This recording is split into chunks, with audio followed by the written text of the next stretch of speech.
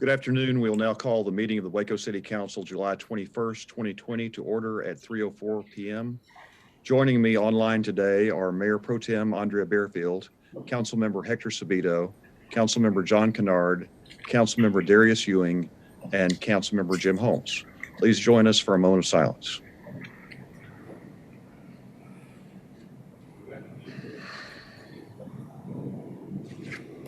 Thank you.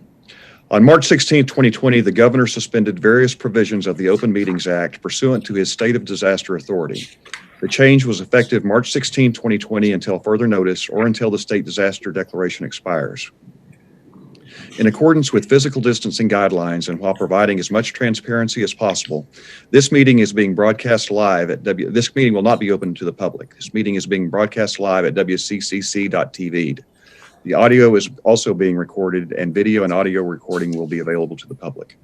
According to the governor and attorney general, statutes that may require face-to-face interaction between members of the public and public officials are suspended, provided, however, that the governmental body offers alternative methods of communication with their public officials. This includes public comment on agenda items. In an effort to allow for as much public input as possible, those who wish to submit their written comments on a listed agenda item were asked to submit their comments to the city secretary office by 11 a.m. today. The city secretary will read into the record the comments submitted for the item and on the agenda at the appropriate time.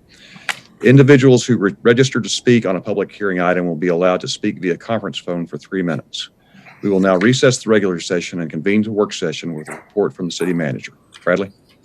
All right, thanks, Mayor. Welcome, Council. Wanted to start off today with an important employee recognition and organizational update. So, come on, Thea, get in the screen here. We have amongst us Thalia Makinich, who is celebrating 45 years with the city this month, and just wanted to acknowledge her great work in the city manager's office. I don't know if this makes you the #1 employee at this point, but you're #1 in our hearts. Thank you, Bradley.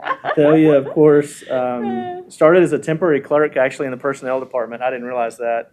And she joined the city manager's office in 1989. So that effectively means she's trained up 7 city managers now. Mm-hmm. Is that the right number? Yeah, close. Well, yeah. Okay. 75. I started in 75. Well, somebody wrote this wrong. No, We they should have gotten did. you to proof it. Yeah, I know. So, but she's seen so much in her time here, and she's been such a valuable person to me and other city managers, and so we just wanted to acknowledge her 45 years of service. Thank you, Thalia. Thank you, And to Bradley. the city secretary. Thank you. Yeah, that's amazing. Thank you for stepping into the room and letting us honor you. You've been a tremendous benefit to the city for all this time, and I hope you'll stick around and train Bradley. Definitely needed, Mayor. Today on the agenda, Mayor, we do have 3 informal reports for the council. First is IR 2020-461, which Galen Price, our housing director, wrote regarding an update on strategies to address homelessness. And we have IR 2020-462, which is follow-up information on our CDBG and home funding recommendations. That's a follow-up to our prior discussion last week. And then lastly, we have IR 2020-463, which is from Clint Peters, which is an impact fee study update. Is that it, Bradley? Those are the 3 informals. Yes, sir. I just wanted to comment on 2 of those. The informal report on the CDGB and home funding recommendations. Again, I know that Galen Price has been kind of the master of putting all this together, and he's done a great job on figuring out how to prioritize those funds and how to rifle shot and target what this council is trying to get to. And I really like it's in the presentation about the on page 17 about the small business education, which is really coming to the forefront here as we this summer have gone through the PPP program and we've stood up the SBER program, Small Business Emergency Relief Fund here in Waco. And the small business education, I think, is so important. And I guess the point I want to make here is that there's a lot of there's programs that are coming into the community right now.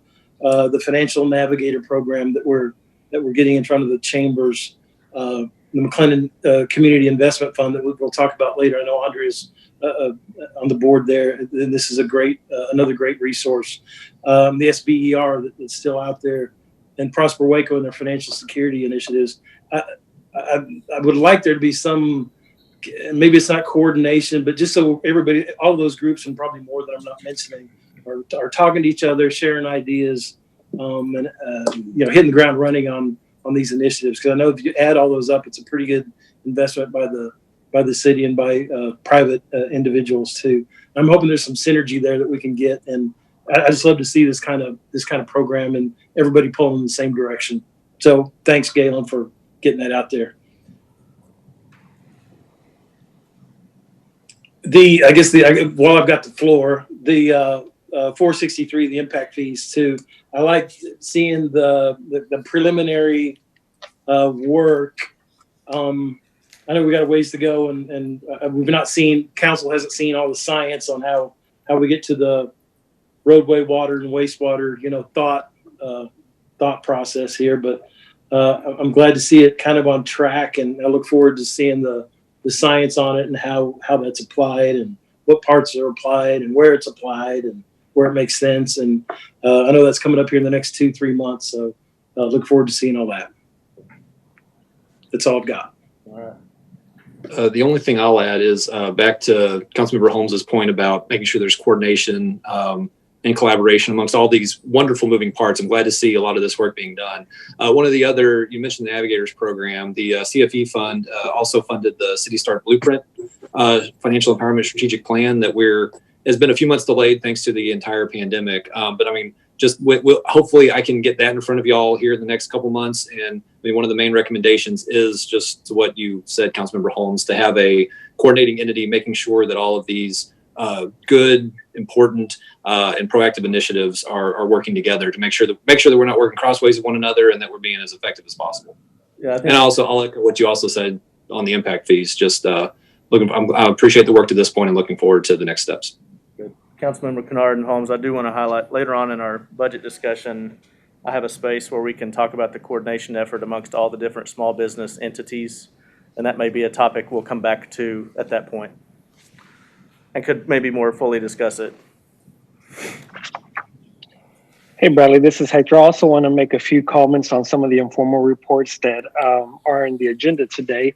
Starting out with IR 461, I appreciate the information that was provided by Galen. I found it very informative. The only thing that I would ask is I would like a breakdown of, as we're moving forward with the initiative of addressing homelessness in our community, a breakdown by race or ethnicity. And I don't know if we can get that by census tracts or census data that we utilize, but I think it would also help us to see the disproportionality of services that are offered to a specific group or even people of color. So I would like to definitely see that. And then pertaining just a little bit to piggyback off of my fellow council members, informal report 463, I'm so grateful for the work that has gone into this so far. With the board, I know Plan Commission has played a major role, and Clint Peters and our Economic Development and Planning Services team there. And I see in our informal report a cost, not necessarily that is the final cost, but some costs associated with. And I would like to see, as we move forward, the scientific reasoning of the pricing.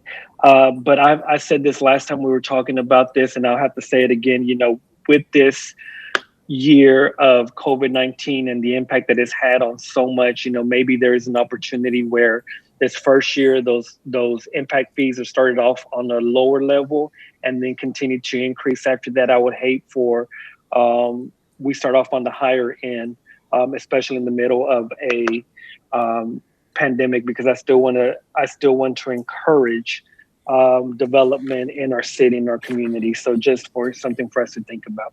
Thank you so much.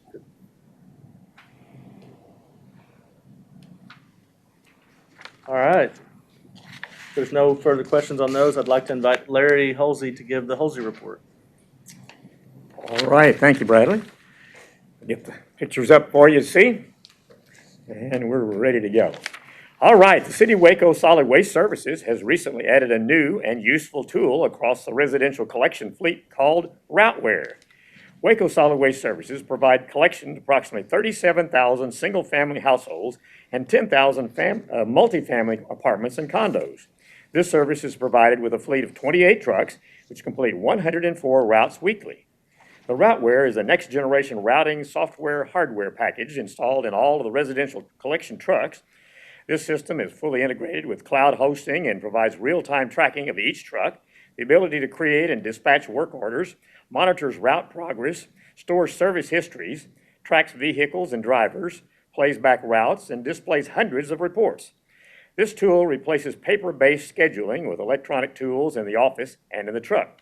The system records missed collections, number of carts collected per truck, watermarks brush locations, reduces customer center calls, resolves many customer complaints by recording pictures of the issues, and improves customer service responses. Before Routeware, drivers had to rely on a phone call or radio communication. Finally, this software will increase efficiency, maintain a safe work environment, and increase real-time communication to continue to serve the city of Waco. Waco's 2019 Water Quality Report, also known as the Consumer Confidence Report, was made available at the 1st of July to all customers receiving water service from the city. The online report lists any contaminations and contaminants found in the drinking water, as well as disinfectant levels throughout the previous year.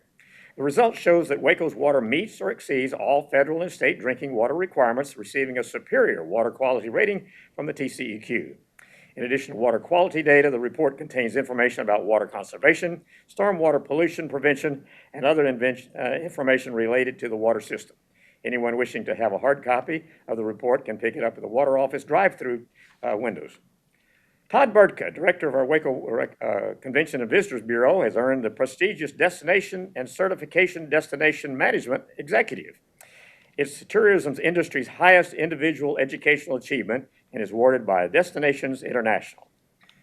Tomorrow, July the 22nd, marks the 10th anniversary of the official completion and reopening of the historic Washington Avenue Bridge that was built in 1901. TxDOT did a $4.8 million renovation back in 2010 that restored it to two-way traffic and assured it would remain a historic treasure in Waco. Last week, TxDOT closed the bridge for 3 days for their annual inspection. The bridge is the oldest and longest single-span bridge in use in the U.S. today. Blue Duck scooters finally made their premiere showing last week as 50 of the motorized scooters were deployed and made available for people 18 years of age and older to enjoy in the downtown area. Following their initial soft opening on July the 17th, we should see more locations set up where you can hop on and scoot around downtown Waco. And coming up on July the 30th, Mayor Deaver will be joining the Conventions and Visitors Bureau staff and other local partners as Waco will be named Music Friendly City. It will be carried live on our Facebook channel originating from the third floor conference room here at City Hall. And that completes my report. All right, thanks, Larry. Appreciate that report. Council, we do have 5 public hearings for you today. Of course, Clint will be addressing those later on in the work session with you. And then resolution-wise, we have 32 on the agenda today, and I'm not going to highlight every one of them because I'd hate to do that to you, but there is a lot of great work happening in those 32 resolutions. But I wanted to highlight a few. Start off with Resolution 2024-76, which confirms the appointment of Frank Ginch as the interim police chief. As you know, Ryan Holt, our current chief, has moved up to assistant city manager and has been serving in both roles since February. We decided recently as June 30th, after a national search for a new police chief, to initiate a new search, which gives us an opportunity to allow Frank Ginch for the second time to serve us as interim chief, which he did most recently in 2016. Resolution 2024-78 authorizes an expenditure in the amount not to exceed $218,858 for the purchase of an integrated ballistic identification system. This purchase is funded through a grant from the state of Texas, Office of the Governor. Running this machine in-house will significantly reduce our turnaround time on ballistics investigations to as low as a few hours, compared to the longer and variable response time that we currently receive by sending our shell casings to a lab in California. the longest turnaround time we've had recently on a case is actually an entire month. So we're excited to bring this to you. Resolution 2020. Hey, Bradley, I'm sorry. Can I say something about Resolution 478 real quick? I just want to congratulate you and staff on this resolution that's coming forward, which I fully support. I think it's an opportunity for us to really, I see it long-term affecting our public safety, which is one of the goals for council. And so I'm very appreciative that we're bringing a lab here in our own backyard where we can literally turn ballistics around in hours, possibly, days, maybe even hours. And so, and then the even better part of it is that we're receiving the grant for this. So congratulations to you and staff for all your hard work on this. Thank you, Councilmember. We're certainly excited about it as well. Resolution 479 is actually kind of an adjoining item to 478, approving a memorandum of understanding with the United States Department of Justice, Bureau of Alcohol, Tobacco, Firearms, and Explosives to allow our crime scene unit to access the ATF's National Integrated Ballistic Information Network. Access to this system will allow our crime scene unit to find the correlation between firearms and shells used in Waco and around the country. Both those items represent, as you highlight, Councilmember Sabito, a significant improvement in public safety for our community. Resolution 2020-480 approves the addition of 16 Ford Explorer hybrids into the police fleet. This is in addition to the 6 purchased in 2019. These hybrid vehicles are an approach that we anticipate saving about $2,400 per vehicle in fuel usage, and certainly furthers the council's goals for sustainability and resiliency. This is Holmes. I'll just comment on this one. It's great. I'm glad, Kelly Holcheck and the whole department last summer did a study on how we can thoughtfully move into a little more alternative energy sort of rolling stock and all different kinds of things in the city operations. But I think this is a good way to. I mean, the deal says we're going to save a bunch in 1,276 gallons a year, and I think the net savings will be great. I see it, and I think it's great that we're moving into this sort of pilot program, if you will, to see if and how these kind of vehicles work. The only thing I wanted to say is that, one thing I think is important that we do, if there were some all electric alternatives, just to see the comp on price. I assume that those haven't really gotten efficiently priced yet to entertain heading them in, or for whatever reason they weren't comped. I just think it helps me as a councilman see, hey, an all electric vehicle just doesn't fit this profile for this part of the fleet. So next time we look at these, you could include that. That'd be great.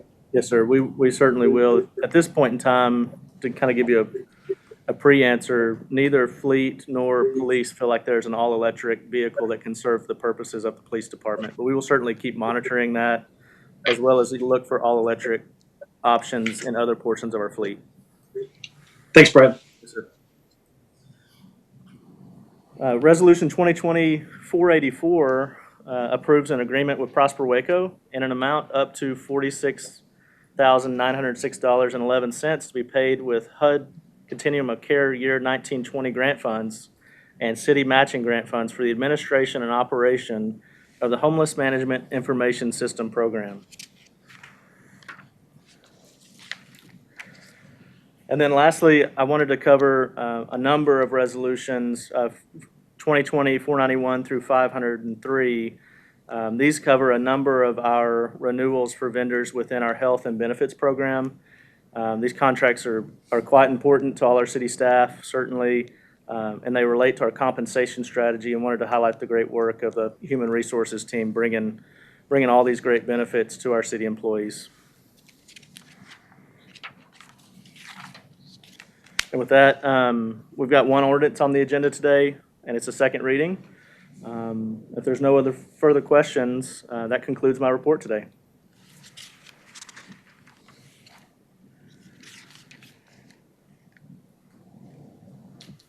Sorry. Are there any items council would like to remove from the consent agenda? All right, seeing none, the consent agenda will include resolutions 2020-473 through 2020-504, unless a comment card is received on a consent agenda item. Mayor, we did receive comment cards for 2020-480, so it would have to be pulled from the agenda. Which one is it?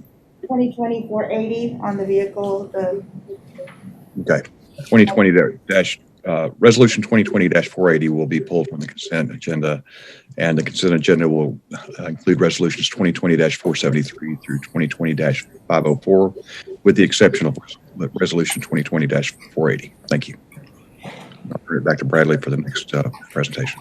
All right. First up, we have work session 2020-464, which will be joined by Clint Peters, our Director of Planning and Inspections, for review of our public hearing agenda items. Thank you, Bradley. Good afternoon, Mayor, City Council. We do have the 5 public hearings this evening. The first one is our subdivision plats. We have 2 subdivision plats on 468. One being the preliminary plat, the residents of Lake Waco addition. This is a 67-acre tract of land off Highway 6 near Lake Waco that is associated with the affordable housing tax credit project for seniors that council approved a resolution of support back in 2019.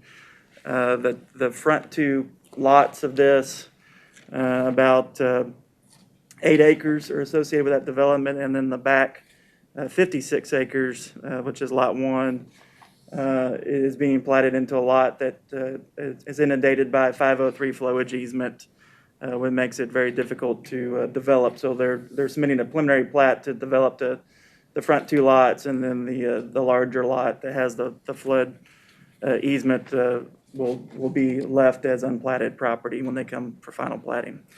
Plan Commission did recommend approval of this. They met all the platting comments.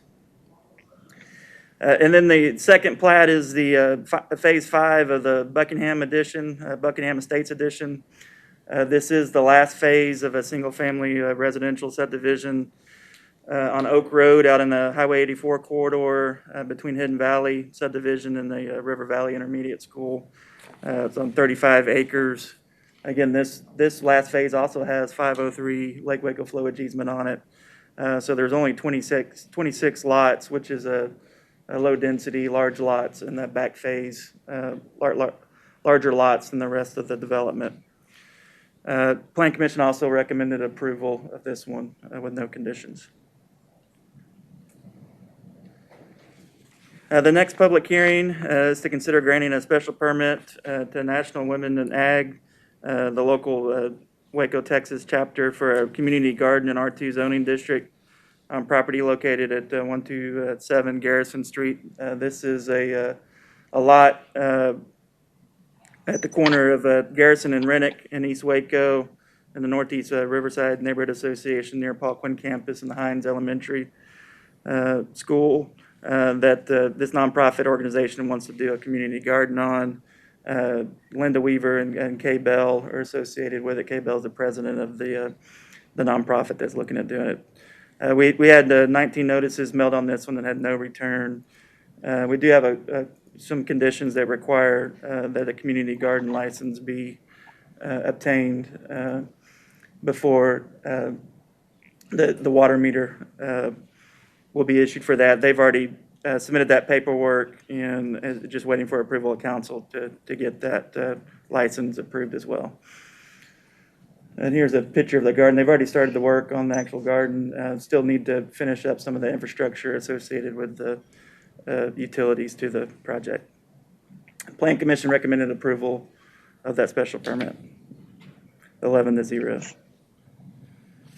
So if any of you know Kay Bell, you know how passionate she is about her farming and urban gardening and its impact on communities. So I'm really glad to see this come before us. I think that the proximity to schools would even encourage more youth activity in urban farming and self-sustainability, if you will. And I'm fully supportive of them continuing their endeavor and, you know, in engaging and enlightening more people in urban gardening and community gardening.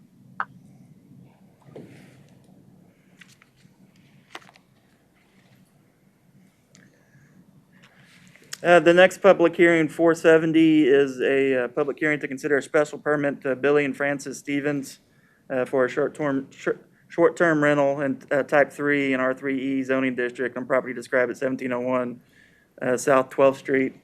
This is in the Baylor University area at the corner of James and 12th. This is a Timberwood townhouse project that has 24 units.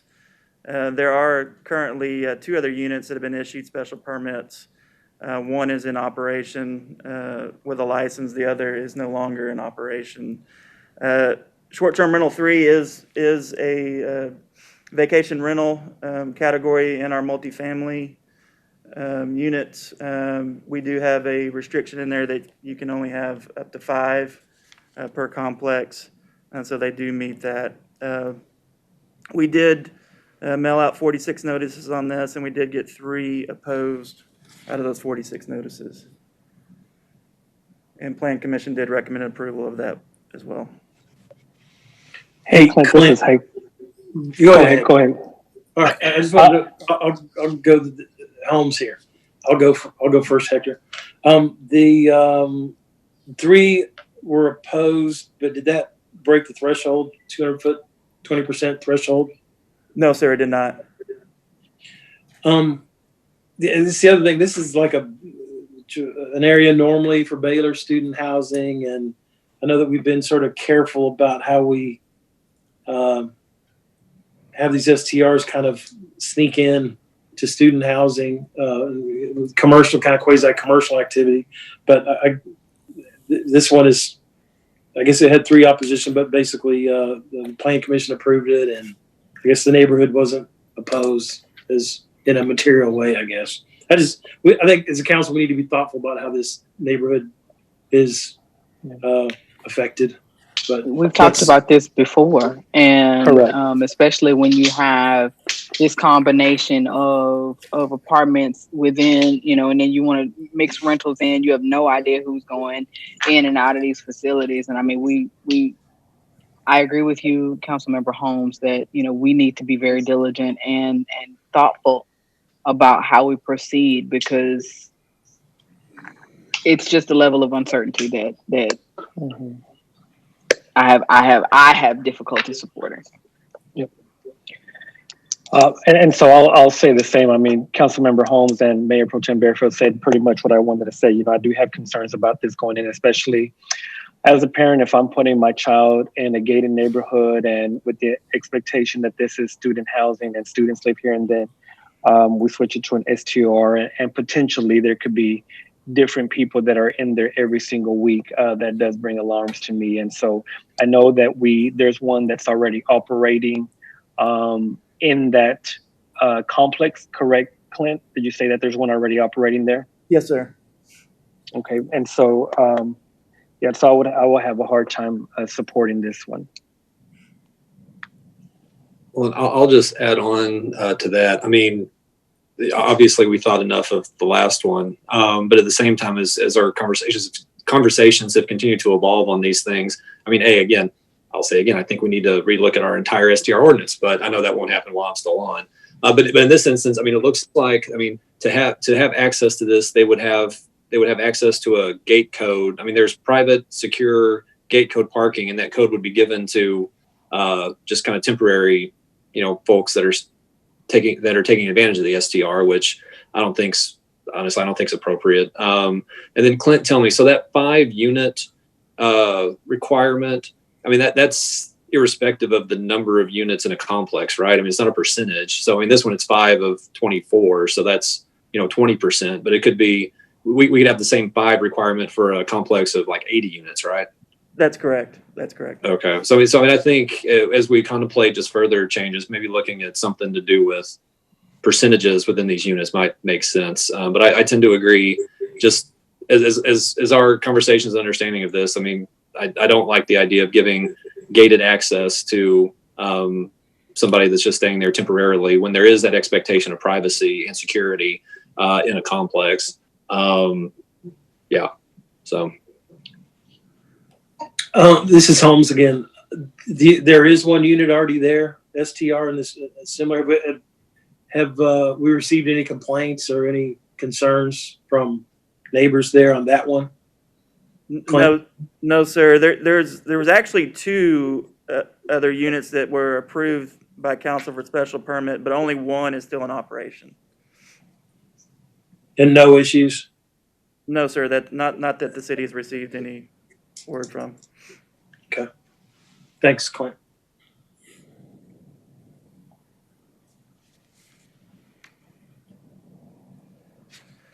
Okay, the next public hearing, 471, is consider granting a special permit to Southern General Stores LLC for restaurants, retail sales, or personal automobile or financial services, providing goods or services directly to customers and motor vehicles outside of an enclosed structure, otherwise known as a drive-through, adjacent to a lot used for residential purposes in a C2 zoning district located in 1223 North 18th Street. This is a new shopping center that's being built in the Brook Oaks Neighborhood Association near the intersection of 18th and Concord. Our ordinance does require, if you're wanting to put in a drive-through window and it's adjacent to either residential zoning or residential use, that you do have to go through the special permit process just to give opportunity for the neighborhood to have input and provide a little bit more protection for surrounding residents for that use. In this case, the residential use that's adjacent to it is actually zoned commercial. And then if you look at the site plan, it's pretty far away from where the drive-through is being proposed, which is on this end tenant building there at the corner. The residential use is in the back here on the far side of where their parking lot is, and they actually have a landscape buffer between where the house is and where the parking lot, the green space, and then they'll have some fencing and then some landscaping, shrubs and trees that they'll plant as well. And then here's some pictures of the shopping center. It is under development right now, 7,300 square feet. And then this is looking across 18th Street. And then this is looking on Ethel, where you can see the adjacent house. It's kind of hard to see that buffer area between the home at this angle, but there is about a 30 to 35 foot green space that will be built between where the parking lot is and the residence. And then the actual drive-through would be up closer to 18th at the corner retail space of that building. We did mail out 27 notices on this and had no opposition. Staff and Plan Commission both recommended approval of the special permit. We do have the condition about lighting, site lighting, that it be directed away from the residents. And then also the landscaping that's included in their site development packet is required to be put in before they can get a CO for the complex. And Mayor and Council, the Mayor Deaver has filed an affidavit of substantial interest on this item on 471. And then our last public hearing, 472, is to consider a rezoning from R1B to plan unit development on property located at 2712 South 2nd Street. This is a 1.156 acre tract of land south of LaSalle Avenue, where we've had a lot of student housing development. They are proposing a new complex called Seven Oaks Village that will include 8 duplexes, which would be 16 units. So they are 2-bedroom units that they're proposing. That density is similar, bedroom density, to other developments in the area. Black Bear Village, which is the development right to the rear of the property. And then the Grove PUD, which is a similar density project on South 2nd Street. There they have 8 single-family units, but they are 4-bedroom units. So when you look at the bedroom density, it's equivalent to what they're proposing here. And then there's also a PUD on South 4th that was recently approved for 21 one-bedroom units. And again, at the bedroom density, it's very similar to what's being proposed with this project. This is in the College and University Neighborhood District overlay, and they have submitted plans to meet all those requirements. It does have, it's going to be a gated development, masonry finish, 70% outdoor community space, and landscaped areas as well. And here's a site plan. We do, when we were reviewing this, there are some drainage concerns on this development. The property, you can see on there, the contours is really flat. Up front, it's about 402 back to 398 elevations. So we have a condition on our recommendation about the drainage. And then if any off-site drainage easements are needed to meet our stormwater management regulations, that will need to be in place before they get any building permits. We also have some plating condition, and then a condition to give us a little bit more information on a capacity study on our sewer system. There's a 6-inch sewer line. We just need some more details to make sure that line has the capacity to serve this development. Plan Commission did recommend approval of it. We did have 2 comment cards received back that were opposed to the development. Hey, Clint, this is Hector. I have a couple questions about this public hearing. I've been out to this property a few times to look at it, and just have some questions and want to make sure that I'm understanding you correctly. So the way, and my understanding is where the proposed project is, it's kind of an uphill towards their neighbors. And so right now, when it rains, especially when it's heavy rains, a lot of that water comes down to the neighbors downhill. Are you saying that one of the conditions is that they have to install an easement? So it does not, when it floods or when it rains or water's coming out, it will not affect the neighbors downhill? Yes, that's correct. The property does slope from the street back to the property in the rear. It slopes that way. And our condition is that they have to meet our stormwater regulations. And if, in order to meet those, if they need to have an offsite easement, that needs to be in place before we'll issue any permits. So that needs to be worked out. That's not something that the city will get. That will be required of the developer to work with any neighboring properties where they need offsite easements to obtain those easements before the city will issue any permits for construction. Good. And then as the plans are being looked at, is there a possibility that the water, instead of it coming downhill, can it be redirected to like the side of the 3 buildings on the Gurley side? To me, that would make more sense than the water coming downhill, but I don't even know if that's an option. I'm trying to, yeah, you're okay.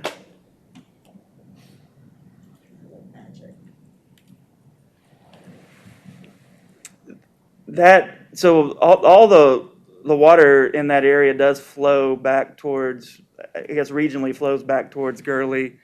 Really, that's going to have to be determined by the engineers working on the project if that's an option. I don't, from my understanding, the way this property drains, I don't think there's an opportunity to get it back out the South Second where it flows to Gurley in the streets, that because it naturally falls off to the back of the property, that it's going to have to most likely go through an adjacent property to get back towards Gurley. But that's something that's going to have to be determined by the engineers, the design engineer on the project, and then be reviewed and approved by our Public Works engineer group when it comes in for permitting. I do know that the engineer on the project is also the engineer that did the work on Black Bear Village. So there is some coordination happening there because it's the same engineer. I just want to be very cognizant, that the Black Bear Village owners have expressed concerns that even now, when it rains, the property that's already built uphill. It's already coming down to the backyard of this property. And so now that they're developing more, that there's more fear that more that water is going to come down. And so I just make sure that we are addressing that issue as we move forward with it. Yes, sir, and we have that concern as well, and we do have a condition in there that we feel addresses that concern. Okay, perfect. Thank you so much, sir. Sure.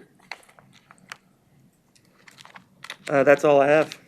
Oh, hey, Clint. Yeah, okay. Yeah, I mean, do you mind giving me a little more information on that in terms of the conditions for the stormwater regulations? I mean, normally, in the background material, the engineer said that it looks like there will be, just to Councilmember Sabito's concern, 3 times the volume prospectively coming off of this development once it's developed, and that the engineer said if it could, they'd hold it to total volume from what it is currently. So I always want to make sure that that if we approve with conditions, that the conditions are stringent enough to fully make sure that that all flows are adequately accounted for, and that all provisions are adequately required before they could progress with the project.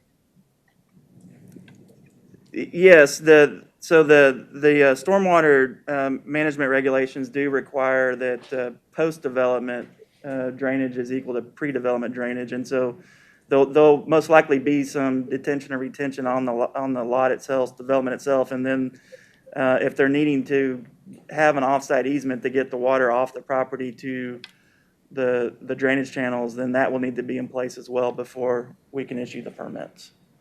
Okay, and they'll have to, because the background material also indicated that the current area designated for the detention pond didn't have any specifics as to how much it would actually be detaining. So that would all be filled in before and part of all that at calculation. That's right. Okay. And this is the concept plan, so it will have to come back through for the final plan through the Planning Commission and Council, and then that's typically when we get into that finer detail about how it will work from a standpoint of the drainage, more of an engineered site plan, and how that will be addressed. So you'll see it again before it can be constructed. Okay, I'm satisfied. Thanks.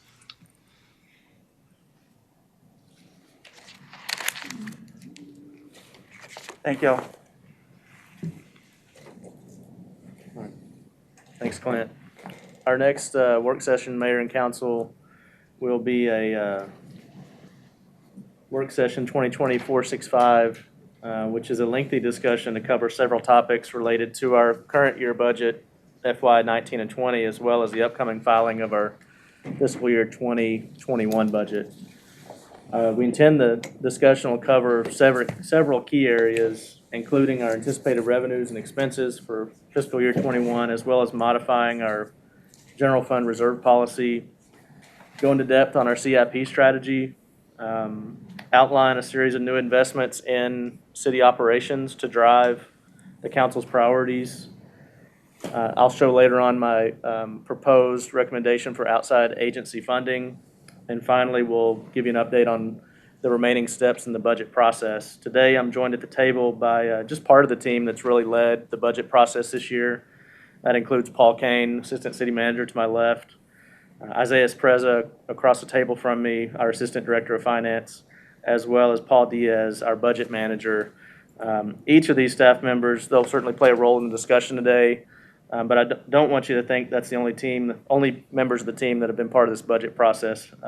We also have significant contributions from our Chief Financial Officer, Janice Andrews, that have been made. I want to start today by asking Isaiah to take us away, and we'll get started in what I anticipate will be a lengthy discussion. Thank you, sir. So, just want to take a moment to quickly define the general fund. It includes traditional governmental activities such as police, fire, public works such as streets and traffic and parks. It accounts for all the activity that is not accounted for in any other fund type that we previously discussed. This table and visualization shows our FY21 proposed budget for our operating revenues. Right now it's at $123.26 million. Out of that, sales tax and property tax make up 84% of that operating budget, with business and occupation fee and all other revenues making up 60% of the operating revenues. And with that, I'll hand it over to our budget manager, Paul Diaz, who'll give you an update on sales tax, property tax, and departmental expenditures. Thank you, Isaias. As we've talked about in the past, prior to COVID, the city was seeing really strong growth in sales tax. The graph to the right shows that. What that is a 12-month rolling aggregate. And you can see that we were on a really good trajectory prior to COVID. So what I wanted to do is kind of run a projection to see if COVID hadn't happened. And the consistency that we saw in the data was that we were going to finish the year about 4.5% higher than our FY 2019 actuals, or about $42.4 million. I continued that trend analysis out into FY 2021, and all the models had us in a range of about 3 to 5% if COVID hadn't happened in FY 21. Unfortunately, COVID did happen, and so we kind of re-racked the model to show, what would be the impact of COVID now that, or the impact on sales tax now that COVID has happened. As you're aware, we did get a new data point last month with the July numbers, and they showed that the collections that we got for this year kind of are similar to what we've seen in July of 2019. If we look around the state, we see that that's a pretty universal story that we're seeing in other communities and other cities in Texas. And with that information and that new data point, we have revised our projection in FY 2020. Originally, we were projecting that we were going to be, in the 37 to 36 million range for FY 20. We feel confident that we're going to be able to push that number up in FY 2020 to $39 million. That is the original budget that we had set for FY 2020. As we moved into FY 2021, we've also revised this number up. Going into the planning portion of budget, we had the budget for sales tax at $35.5 million in FY 21. We've revised that up to $36 million. We think this is a strategic and conservative approach. This allows us to hedge against kind of the unknown impact of COVID in the next 6 months, next 12 months, et cetera. The 2 points I'd really like to point out here is one, this is really made possible by the fact that our general fund is primarily funded by property tax. And property tax is one of the most stable revenue streams that the city has. So the fact that 55% of our revenue is based on property tax really allows us to take this more conservative approach, kind of a wait-and-see approach on sales tax. The other thing I'd like to point out is that this is a budget number. And if conditions continue to improve, if there's a vaccine, if the economy comes roaring back, we still do have the ability to come back and amend the sales tax number in the general fund and add more services or programs if management and council would like to do that. Here is a breakdown of that kind of strong property tax. You can see the chart to the left is the assessed value and the tax rate. You'll notice the tax rate has been the same for the last 5 years, and it's our anticipation that we'll bring forward a proposed budget that has the same tax rate. We did see a little bit of an increase in assessed value from FY 20 to FY 21. As you're aware, we should be getting the certified estimate from the Central Appraisal District on the 25th and finalize those numbers. But as of right now, we have an estimate of $11.4 billion in terms of taxable value. The graph to the right shows our split between our general fund and our debt service, or O&M and INS. You'll notice that the total amount is the same, but we have started shifting pennies over to the debt service side to help with some of that larger capital projects that Mr. Kane will talk about here in a moment. Overall, the FY 21 general fund property tax is budgeted at $67.5 million. This represents a slight increase of 1.39% over the FY 21 projections. And as I mentioned, the rate is still going to be at the 77.6 per $100 evaluation, with a slight shift more to the INS portion of the tax rate. Here is an overview of the overall departmental expenses. You can see that overall we're at $135 million in terms of operating expenses, with a significant majority being in salaries and employee benefits, representing about 73% of total expenditures. I had mentioned that we have the sales tax in at $36 million, which is the conservative amount. As the city manager will allude it to, he's got some specific recommendations that he'll go over later in the presentation. And I just wanted to say, with those recommendations, we're still able to fund it even at the the $36 million level on sales tax. And with that, I'll hand it over to Mr. Kane. Thanks, Paul. Mayor and Council, I want to talk to you a little bit about our fund balance policy. And as you know, the fund balance is the city's operating reserve. It's our rainy day fund. And in most cases, it is increased or decreased each year according to how the operating budget closes out. If revenues exceed expenses, the fund balance increases. If expenses exceed revenues, fund balance decreases. A little bit of background. At the January 7th, 2020 meeting, Council will revise a policy increasing fund balance from 18% of revenues to 20% of expenditures. In May and June of this year, we discussed some changes to that. We talked about going, if you could back up one slide. Oh, sorry. Sorry. Yeah, sorry. We talked about increasing that to 30%, and there's some discussion both at Budget and Audit and at the council meeting. And we talked about using assignments and transferring $10 million from capital to unassigned to talk about some changes there to the policy, enables that policy to happen. And then we had a list of specific projects that we recommended funding. So today, after some discussions following that May and June meetings, we've talked again with the staff, city management, and financial advisors, and we've tweaked our recommendation a little bit. Based on that, we are asking that we decrease the policy minimum from 30 to 28%. That's based on the change from our previous recommendation. And reducing the transfer from capital assignments from 10 million to 6.5 spread over a couple of years. We also have a recommendation to transfer 3.2 million in unallocated capital assignments out of the general fund to a capital projects reserve fund that council can use at their discretion in the future. So a little bit of explanation as to how we got to this point. Staff's reason for the reduction to 28% from 30 is based on the practices of some other cities that we looked at and looking at their 2019 finances. There's a few things of note that I'd like to point out here. First, the top three rows of the table show the amount of the unassigned fund balance held by each city in relation to the total fund balance. Notice that the city of Waco's unassigned balance was 35% of the total as compared to the average of the other cities that's 86.2%. Since the total includes assignments, the data tells us that generally speaking, most other cities are not utilizing assignments to the same extent that Waco has. For most cities, the unassigned fund balance makes up the vast majority of their total fund balance. And second, with assignments playing such a large role in Waco, the total fund balance here is 68.9% of expenditures versus an average of 34.7% in the other cities. And finally, similar to expenditures, total fund balance in Waco is 60.7% of revenues versus 34.1% in other cities.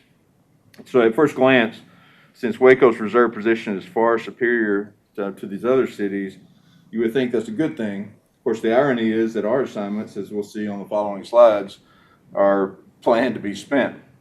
Should that occur, Waco's unassigned balance is lower than that of the other cities. Absent a change in policy, Waco will actually be in worse position than these cities once all those assignments are spent. So we're recommending increasing our reserve to 28%. So let me talk a little bit about our capital assignments. This year we began with $25.5 million in our capital assignments. Over the course of the year, we've obligated $11.5 million, shown in the tan and orange parts of the slide. The projects listed in blue are projects that we plan to be spent during fiscal year 21. As mentioned earlier, staff plans to transfer $6.5 million of this that's unobligated to the fund balance over the next 2 years. That's shown in the black line at the bottom of the page. And then we'll be out of the assignment business with the transfer of the $3.2 million to the Capital Projects Reserve Fund. We hope this will be our practice going forward. Looking at assignments on the economic development side, we began the year with $8.3 million. About $1.5 million was spent on the projects shown in the orange and tan. As shown in the blue, we plan to spend the remaining $6.7 million over the next 3 years, with the majority, $5.5 million, going to the Riverfront project.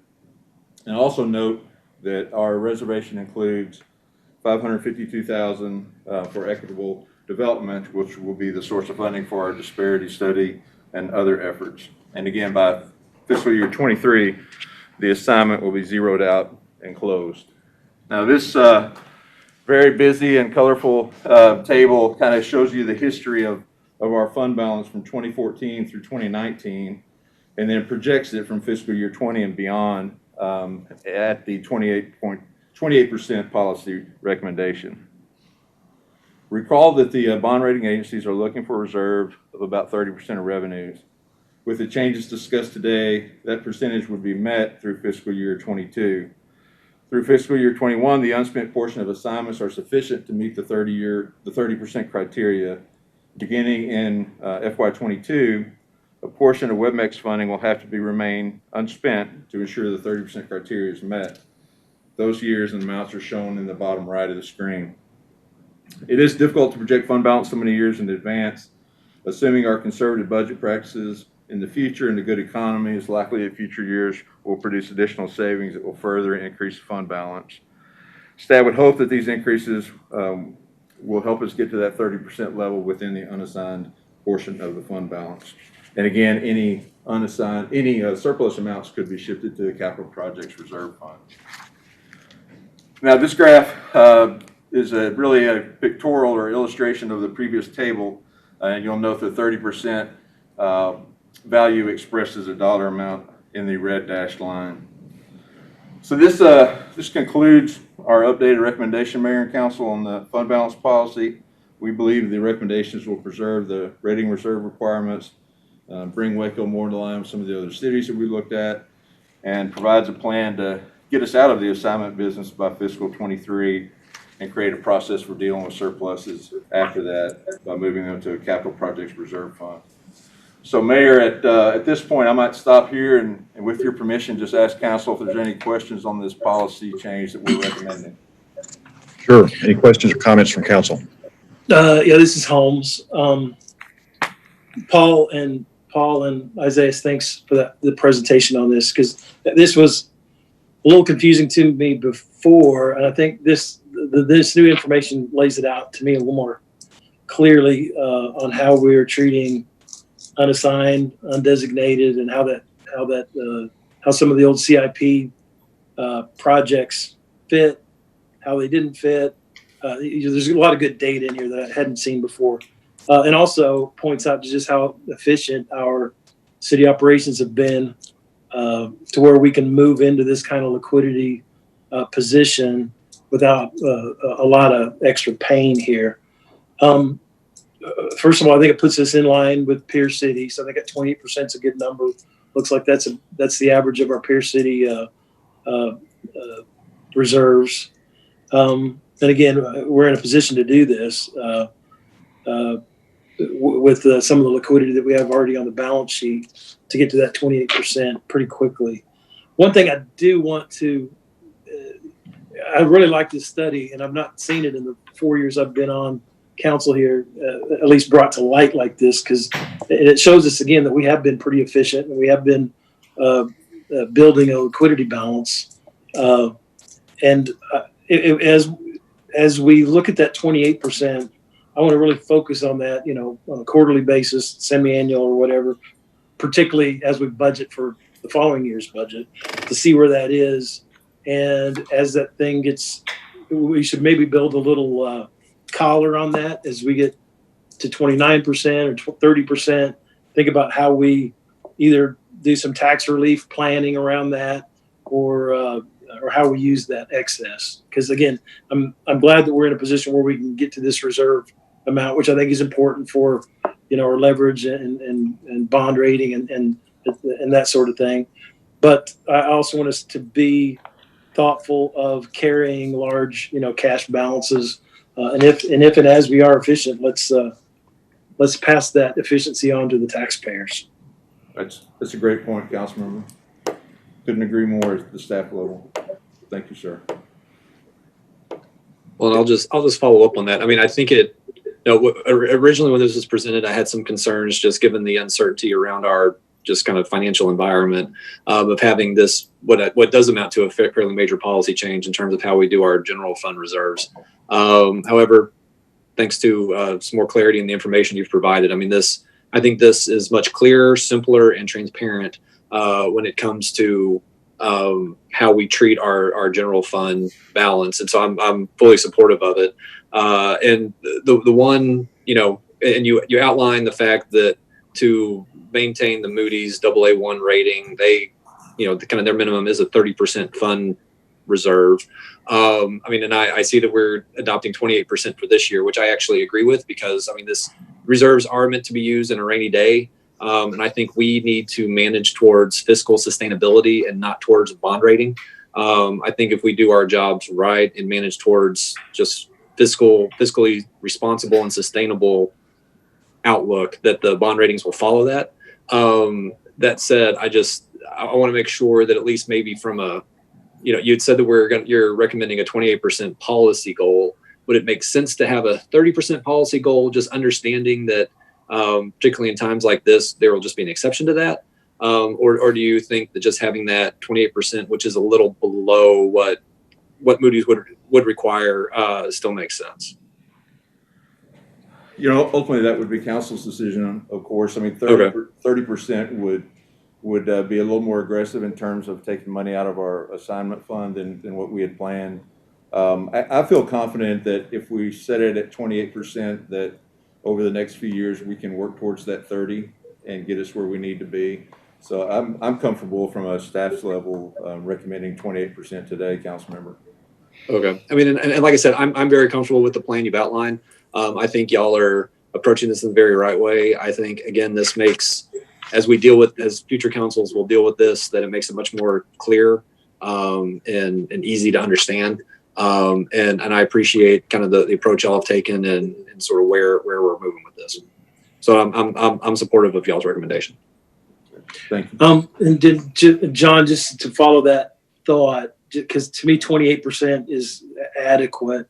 Because if you look at the WAMAC EDC funds that we have, they're kind of ostensibly counted in the bond rating. But let me back up. I agree with you that we should not manage our budget to a bond rating. It seems to me counterintuitive, but we're the benefit of having a better bond rating. But my point here is that the WebMAC or WAMAC EDC, as I refer to it, is counted or ostensibly counted by the rating agencies, and it stacks it gets us well above the 30% as long as that's funded. So to me, I got comfortable with the 28 because of that, John. Go ahead, Hector. Thank you, sir. So I just wanted to say, Paul, and Isaiah, man, you guys sound like a trio right there, Paul, and Isaiah. Sorry, I had to throw that in there. But I do want to thank you for the presentation. I have to be honest, when we first started hearing about the 30% general fund reserves, I was a little concerned about that high of an amount, going from, I think we're at 18% to a 30% jump within a year. But I also have seen, the data that you have just presented with, we are better financially than what we thought we were going to be in spite of COVID-19, and we might end the year better than anticipated. So making the adjustment from 30 to 28%, I think to put us in line with our peer cities I feel very, very comfortable with that. I also, I think, Councilmember Kennard brought this up. I tend to say let's have a policy of 28%, and then but we know that our goal is to eventually get to that 30%. I'm always of the thought of let's under promise and over fulfill. I think that's a great approach to it, and so I like the transparency that's coming from this budget, and I have to say that this makes us not only staff, but us as elected officials accountable to our constituents and our voters of what we're doing with the money that is going to put us in a position where we are saving ourselves and our city for a rainy day should something like COVID happen again or something of that nature. But as the years progress and as we move towards that 30%, I think that's definitely should be an understood rule that we are trying to move towards. And I even want to say I thank you for putting that disparity study, mentioning that as we move our work towards equity and inclusion, I think, I've said this numerous times that the disparity study should definitely be our first step. And we talk about, we can see what's needed, not only on the city level, but organizationally. And it also will have the impact on our community members and our community as a whole. And so thank you for including that, because I'm definitely of the belief that as soon as we have the outcome of that disparity study, things will be much more clear to us. In my mind, I can think that something is needed, but until I see the data before me and the numbers speak for itself, then that's going to help us in the direction that we have to move in towards our equity and inclusion goal that I know is so important to all of council. So thank you for mentioning that, and I appreciate the work that's gone into this budget process. Thank you. Darius Ewing here. I'm just going to piggyback onto something Councilman Holmes said a little bit earlier, specifically in regards to striving for efficiency in this, and obviously looking to pass that efficiency on to the taxpayer, and just making sure that's a priority as we move forward. And it looks like, one will inform the other as we go forward based on the data you've given us today. But doing what we can to ease the burden on our taxpayers, especially as we have avenues open up to do that in the coming years. With that. Great, thank you.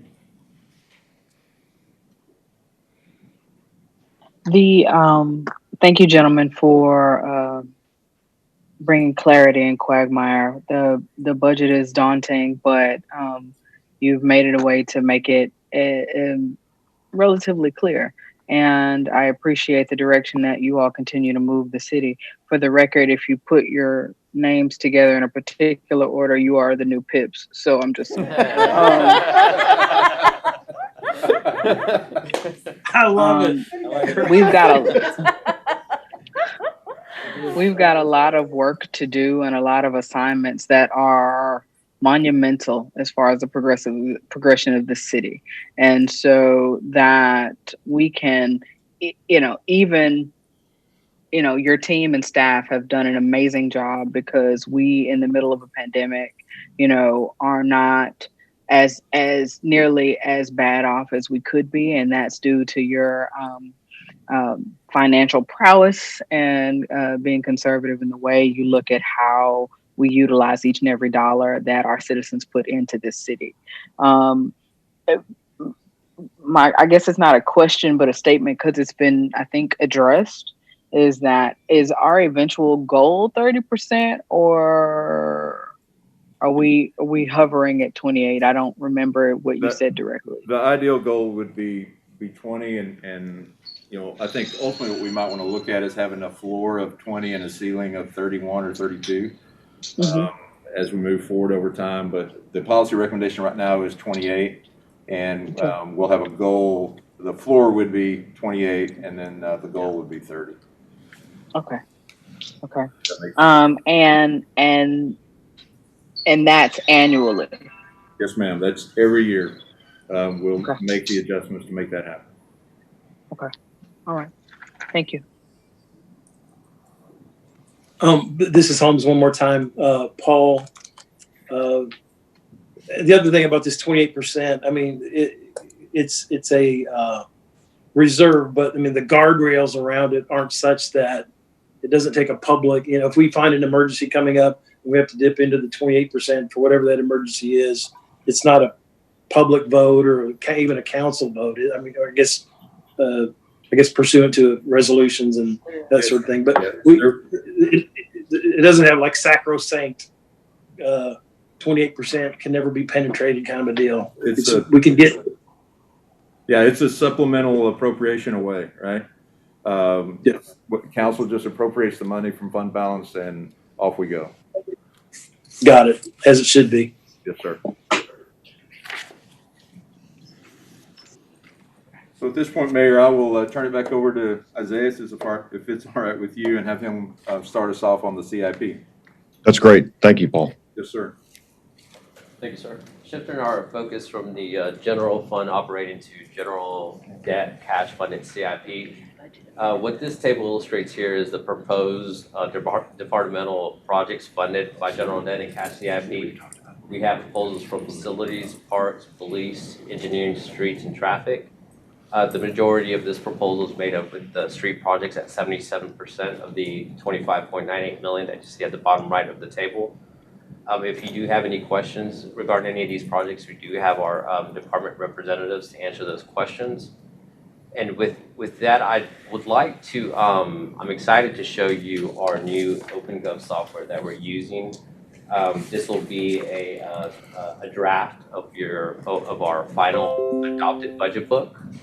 So what you see here is our landing page of our budget book. This is the CIP section. And I'd like to compliment our graphics team on helping us with the visualizations that you see here. So starting from the top, you have tiles for each department. And if there's some blue font on the tile, that means that there's information with the net link. So if you scroll down, I'd like to walk you through one real fast. We can go to parks.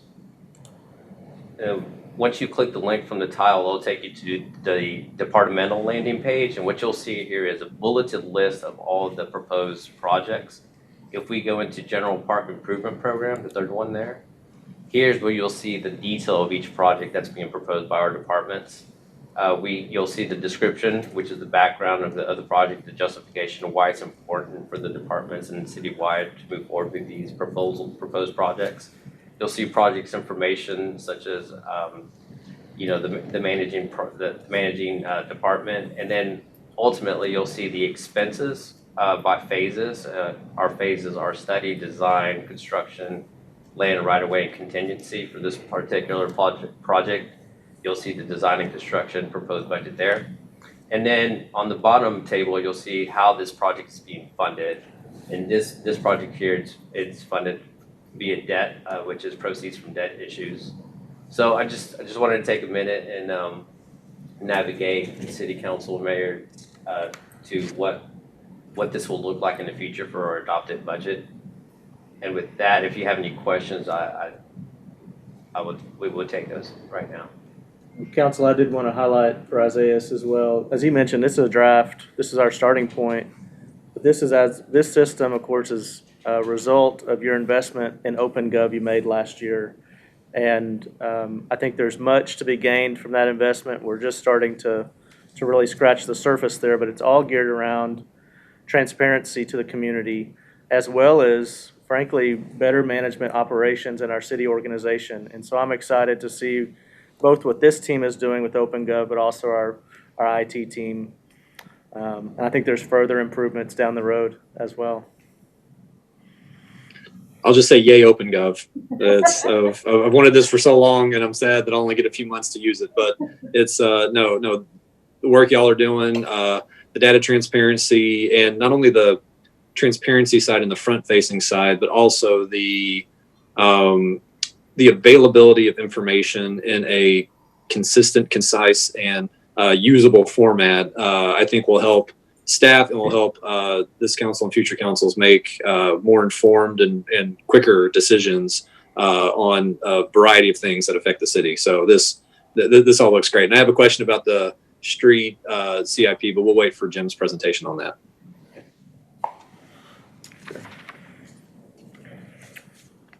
I don't have a question, but I just want to say thank you. Thank you that we are moving into this online platform, which I think is so user-friendly. And so I'm excited. And sorry, Councilmember Kennard, I'll get to use it a little bit longer than you will. But thank you for paving the way for us. But I'm very excited about this new platform. So thank you so much for putting this together. And lastly, I just want to say any opportunity we have as a city or as any level of government to show our work to our constituents and give them that peace of mind, or give them that opportunity to push back against something in a way that they have knowledge to do so, I'm all for. And I'm even more for a website that doesn't look like a government website and isn't just a bunch of bullet points and links. So kudos to you guys for doing something that not only looks good, but is really informative. And it's really welcoming that way. So thank you.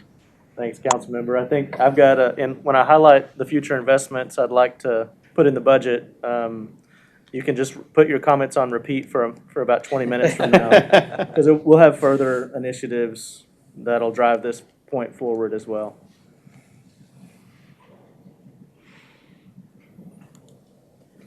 Okay.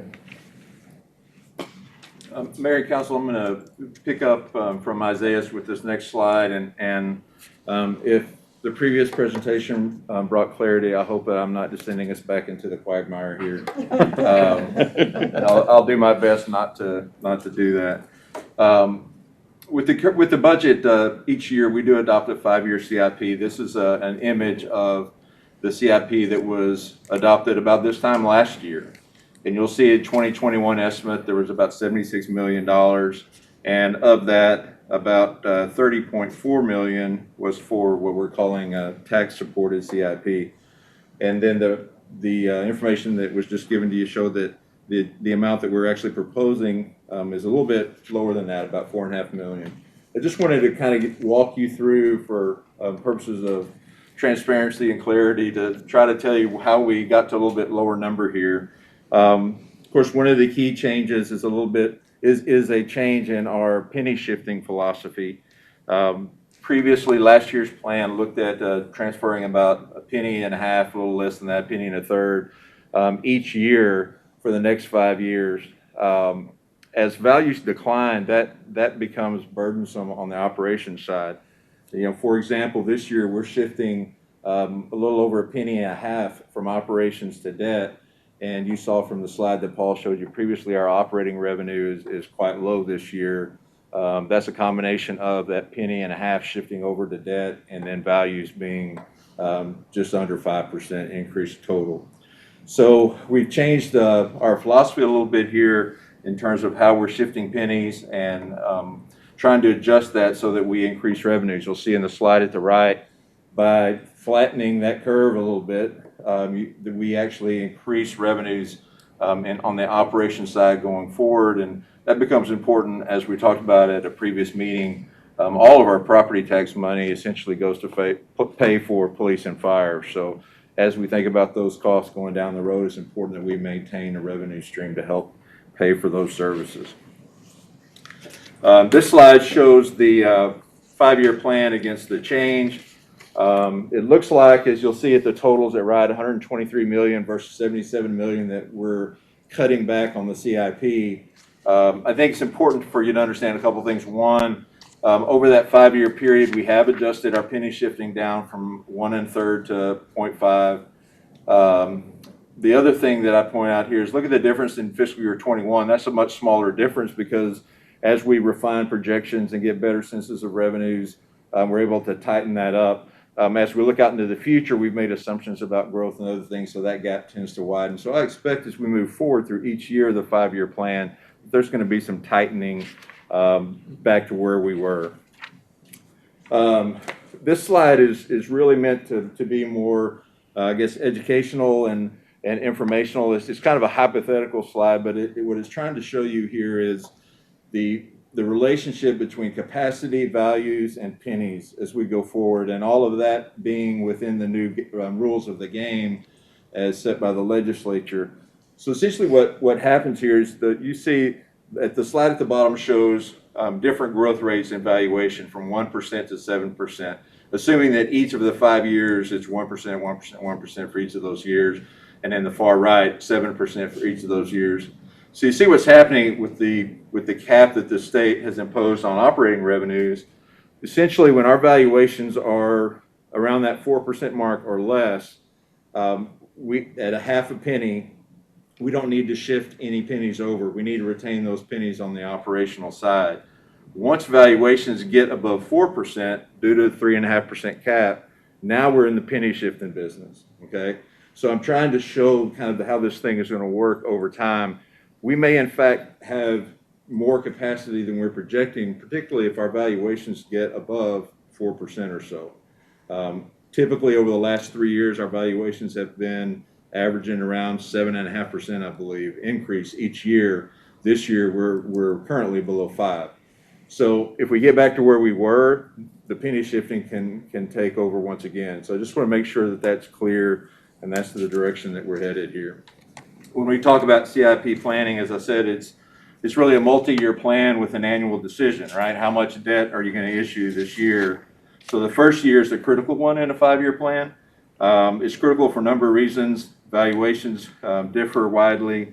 performance of other revenues, the cap from the state that we talked about, project needs changing, and then of course other funding sources sometimes are identified, whether they be grants or other things. So all of those things tend to affect the next year's plan. So we're going to focus in tightly now on fiscal year 21 and look a little bit about the estimate from that was developed a year ago versus the plan for today.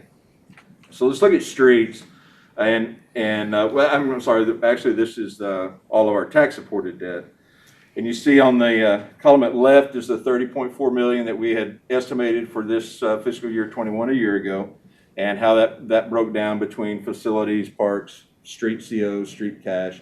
So that got us to a total of just over 30 million in our estimate for last year. Right now, we're proposing that number to be 25.9 million. So again, that $4.5 billion difference. Funding for facilities is fairly constant, but parks is seeing a sizable increase. Funding for parks are typically, in the past, we've used some CDBG money and CDBG eligible areas to fund some of our park improvements. We now have some funds in there to fund park improvements outside of that area, including acquisition of some land up near China Spring for additional parks. So we've had to bump up our parks a little bit that you see here. And then funding for streets, which is really all of public works, and we'll get into some detail on that here in just a second, is about $23 million. So this slide looks a little bit at our CO utilization. Again, on the left-hand side, the leftmost column shows where we thought we were going to be a year ago, and the next column shows where we are based on all those estimates today. So our capacity is around $23.5 million on the general fund side, general tax supported debt. And so we've reduced everything down to meet that cap requirement.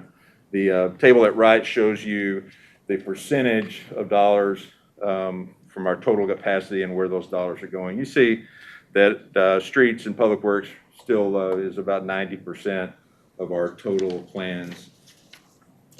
When we focus in specifically on our Better Streets Waco program, which is a very important program to the council and to the community, you see that in 21 we were projecting those numbers there, 13.5 and 8.9 million, a little over 25 million being put into Better Streets Waco. That's what we were projecting last year. We've had to revise that number down a little bit based on our capacity, and you see that in this case our cash projects are about 2.5 million.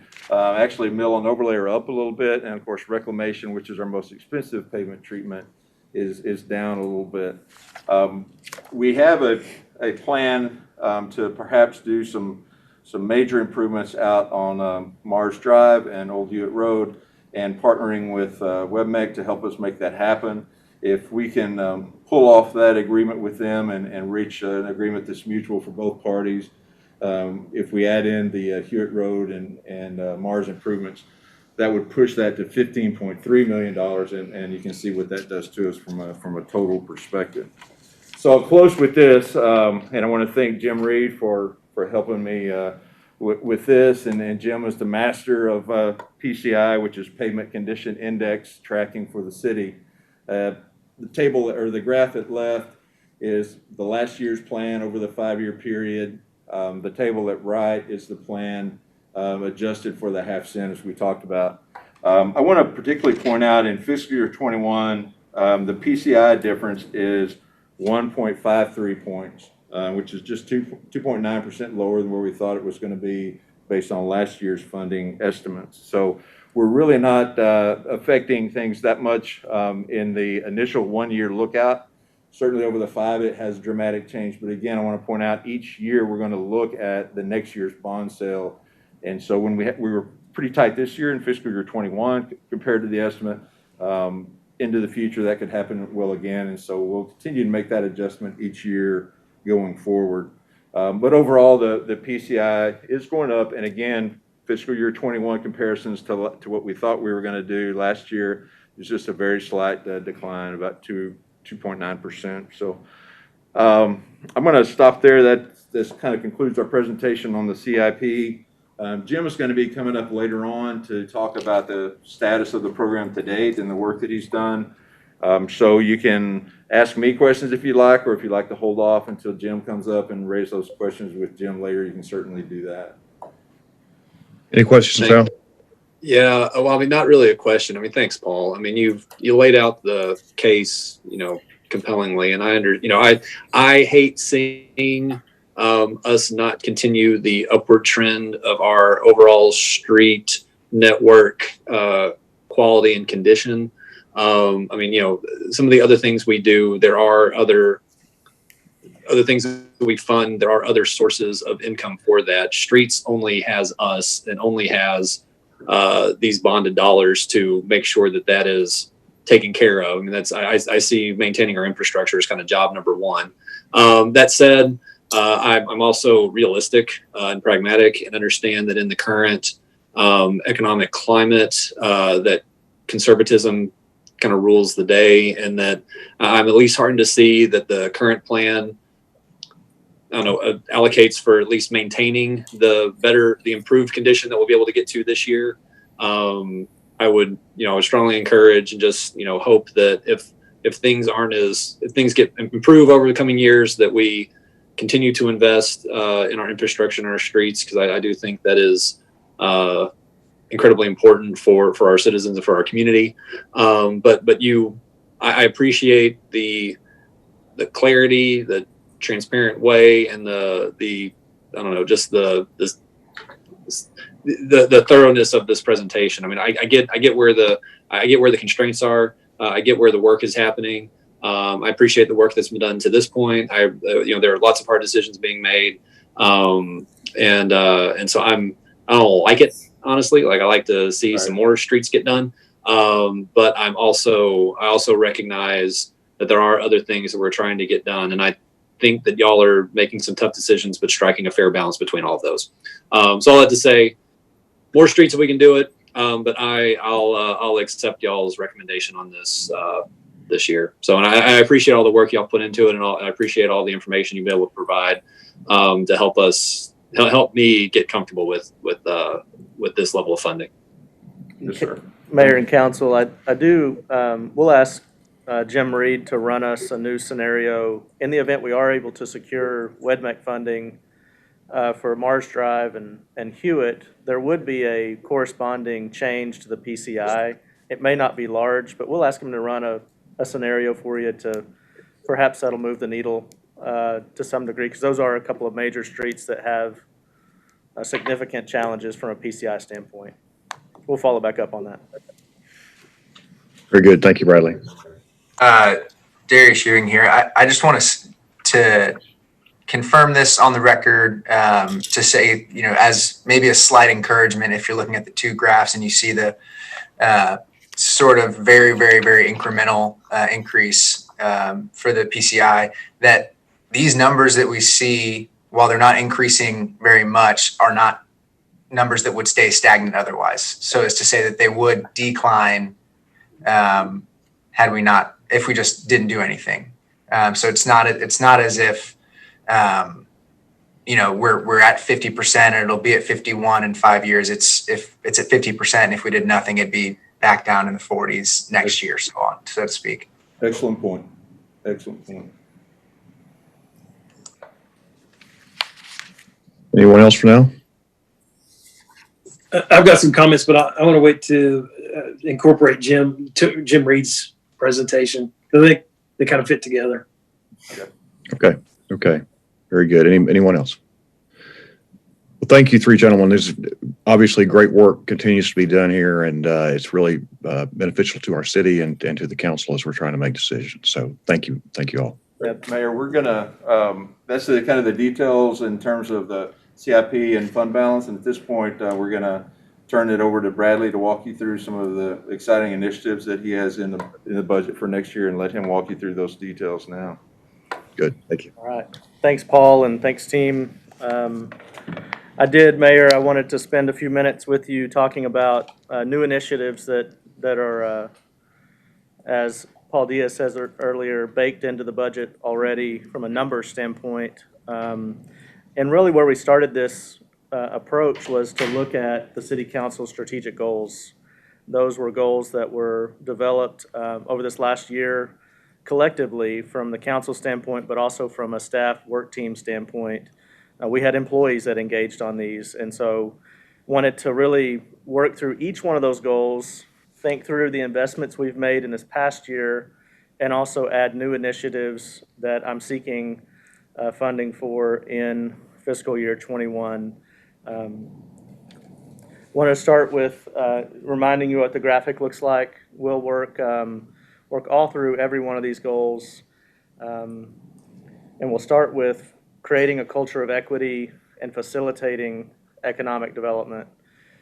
I think there's a lot of positive in FY 19 and 20, and we have about $12 million of investments that have been made in economic development efforts. When you look at our WEDMEC contribution of $2.5 million, you look at our continued deferral of general fund taxes into TIF 1, which is last year was $3.6 million. Additionally, the disparity study we've reserved funding for, as well as the STEAM Center concept. I'm real proud of what we did on the Small Business Recovery Fund, and as mentioned earlier, the Riverfront funding. We made a very large commitment to economic development and culture of equity in 19 and 20. That being said, I think there's things we can build from for FY 20 and 21. I am proposing that we increase the WEDMEC allocation by another $250,000 to $2.75 million. This, of course, is contingent upon the county making a similar recommendation for an increase. We like to keep the city and county at level amounts in WEDMEC funding because it is a partnership economic development corporation. Additionally, we've learned so much, as Councilmember Holmes said earlier, about small business resiliency and small business development over the last 6 months. And so I am seeking to allocate $300,000 of general fund money to support the small business development and loan program, and really leveraging the dollars that Galen's allocating in the community development block grant funding. I think that's a great opportunity, as y'all highlighted earlier, to really bring the whole small business ecosystem together, because we have an amount of resources that, frankly, Waco's never seen to really support our small businesses. And finally, to really drive the equity conversation forward, I am requesting a new staff member in the city manager's office that could support the implementation of equitable development and equity projects. You know, as I looked at those things we did in FY 19 and 20, we did fund and reserve funding for a disparity study, a STEAM Center concept, and other equity initiatives, but we haven't yet moved the ball forward on those. And that's a nature of our business. We've been engaged in a pandemic. We've been engaged in lots of conversations. And I really feel like to move equity forward, both from a project standpoint, but also from an organizational standpoint, we need a resource to take that daily step forward in creating a culture of equity. So I'm gonna keep working through each strategic goal. You're welcome to stop me as you'd like, but I'll move on to providing a safe and vibrant city. Of course, we have lots of success, again, to really shared success in 19 and 20 with the ISO 1 rating for fire service. That's obviously a big deal. We completed construction on Station 5, started construction on Station 6, had an ARF replacement at Waco Regional. You know, this has long been a council priority to invest in public safety, and your words are married and matched to the dollars you've been putting up. For FY 20 and 21, the two initiatives I'd like to walk through with you and propose is creating a community policing initiative. As many of the council members remember, in the mid-90s, we had community policing in Waco, Texas, but it was funded through COPS grants, which was a federal program that put money all across the nation, actually, to fund community policing officers. As that money, of course, dried up, and our call loads increased and our demands for services and police increased, those programmings really left us. So this year I'd like to propose $1.5 million of total funding to staff 7 full-time positions in the police department with general fund dollars to to really drive a community policing strategy. That will require the finish out of some space at the police tower. We'll use surplus 2017 bonds for that. Additionally, obviously, there's purchases regarding their equipment and vehicles that will be needed. And I appreciate Finance and Assistant City Manager Holt for finding some non-general fund sources to help in that. I will say we're not, I'm proposing to you the initiative, the details of which are still under development. And so what I'm committing to today is Ryan Holt coming back to the City Council for a future work session to give you additional details. I will say if you do agree with my recommendation for this initiative, it will take us a little time to get this rolled out. Likely it'll take 2 academy classes, the one in January and July, to see the full impact here, because we don't want to remove a call answering body too early. We want to be able to backfill that position so we don't have a negative impact on our ability to answer calls for service at this time. But I am excited to bring that forward to you, and I think it's really responsive to the community's desires. I think we've heard this from neighborhood associations and otherwise, and frankly, I think it'll help our officers as well have a resource that they can deploy in certain situations that they know they want to help but don't have a resource to help. The second large investment on the strategic goal of providing a safe and vibrant city is kind of a financial strategy decision as well. We have a need to invest significantly in our fire apparatus replacement strategy. The apparatus that we have a number of apparatus that really should be reserve units or moved actually out of the fleet. And it's time to really make a significant increase in our replacement strategy. But typically we funded that with certificates of obligation or debt instruments. And typically that funding's taken 20 years. That's a debt service of 20 years to pay back. The reality is fire apparatus aren't meant to last that long. Primarily we hear, and Chief Summers can attest to, you want a primary fire apparatus unit to last 10 to 12 years, and then for it to sit in reserve status at a maximum of 5 years. And that's dependent upon how it's used across that time period. So we have a plan that we've developed to replace 7 fire apparatus in the fiscal year 21 budget. And we're doing that instead of using COs or a debt instrument by moving into a capital lease strategy, which would mean we'd lease 7 fire trucks at a total cost of about $600,000 annually for 10 years. That would, at the end of 10 years, they would be our property, City of Waco owned. Likely we would seek to sell those or place in reserve status for a short period of time and then start back again on replacement. The 7 units we're talking about replacing have an average age of 18 years. So the way we were looking at it from a manager's office standpoint is we'd either have to, over the next several years, start bonding for replacement of these apparatus, as well as the apparatus that are coming in the next couple of years that are hitting that threshold of aged out. And that would really eat into our debt capacity to fund your street program, to fund other investments like park improvements. And so I like the effort to move into this capital lease environment, because I think the idea hits right at the right time for our organization to make a big impact. And the last thing any of us want to see is a fire truck on a fire scene have a ladder not be operational, or us to have to not have a fully functioning piece of equipment. So this would be a $600,000 investment, as I mentioned, for 10 years, and a new kind of way of approaching fire apparatus.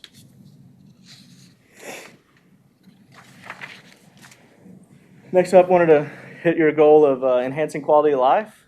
Certainly, again, another great year. We funded the largest acquisition at Cameron Park in a couple of decades with our 28-acre acquisition over this last year. We also strategically were able to fund the cost overrun at the suspension bridge, which ended up being close to $8 million. Additionally, the Trailblazer Park funded improvements which should go into construction shortly, and the great efforts to receive lead grants from HUD that Councilmember Kennard and staff have supported, brought in roughly $3.8 million over the next couple of years for lead abatement. We have a lot of good project examples for enhancing quality of life. I think there's an opportunity to really drive that forward with a couple of new initiatives. One being what I'm calling the reestablishment of a neighborhood vitality initiative. Again, much like the community policing strategy of the 90s, there was a time when Waco had a more vibrant neighborhood program. And we still have some vibrant neighborhood associations. When I say a vibrant neighborhood program, I mean one led by the city of Waco and supporting those neighborhood associations. Over time, that has just been a priority that hasn't been in the front focus of our team. And so I'm looking to reestablish that with two positions, one of which we already have internal to the city. One would be a new position. And then also $100,000 of support for neighborhood developed projects and initiatives. Some of the best neighborhood programs in the country give neighborhood associations a reason to be active and engaged. One of those reasons could be increased communication and knowledge about city operations, but the best programs bring resources that can fund small but critical projects to help a neighborhood see a community garden developed or have sign toppers or things of that nature. So I do have a request in for that and would recommend that to you.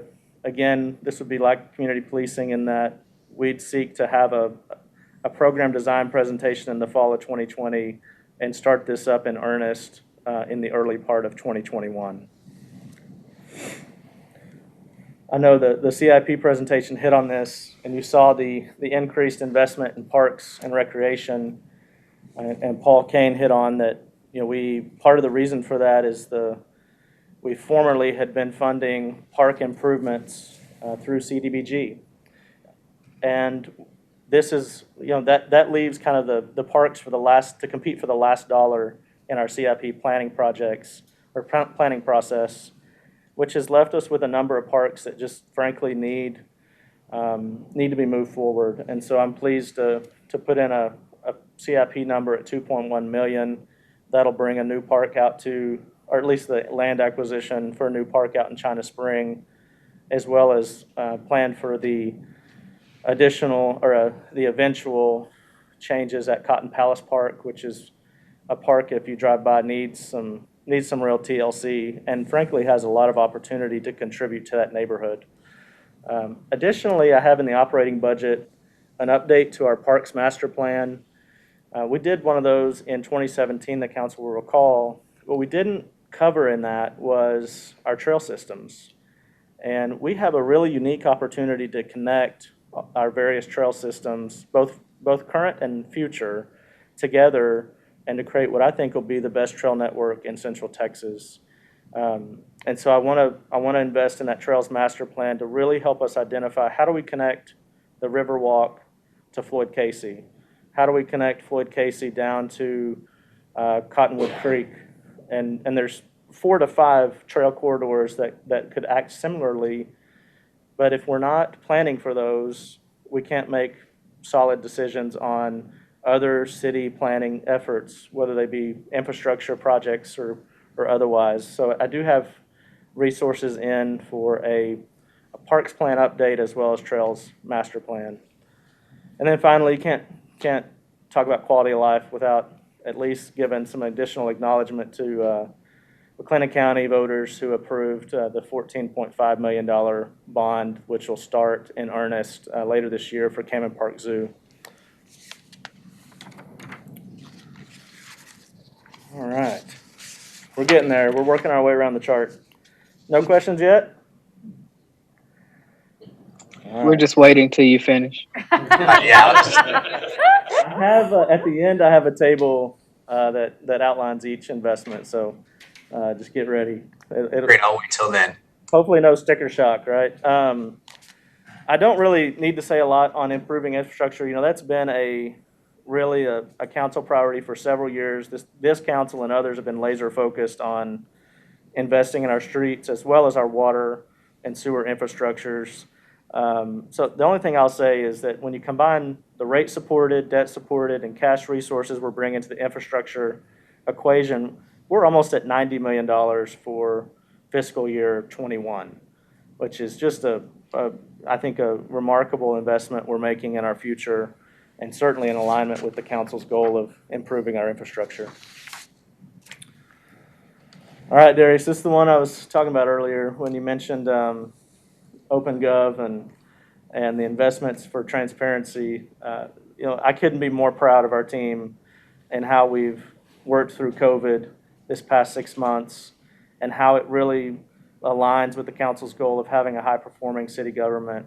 We have launched several innovative to us technologies that have really helped us become much more of a virtual city government than we have been in the past. You see those listed there. The CityBot text tool, of course, internal, we've used Microsoft 365, ZoomGov, we've implemented the OpenGov budget and transparency platform. We're just scratching the surface there. And then also, of course, our implementation of our first data dashboard, which sits on the Waco.com website. And I was visiting with our staff earlier today. And since we launched that in early April, we've had more than 1 million views on that dashboard.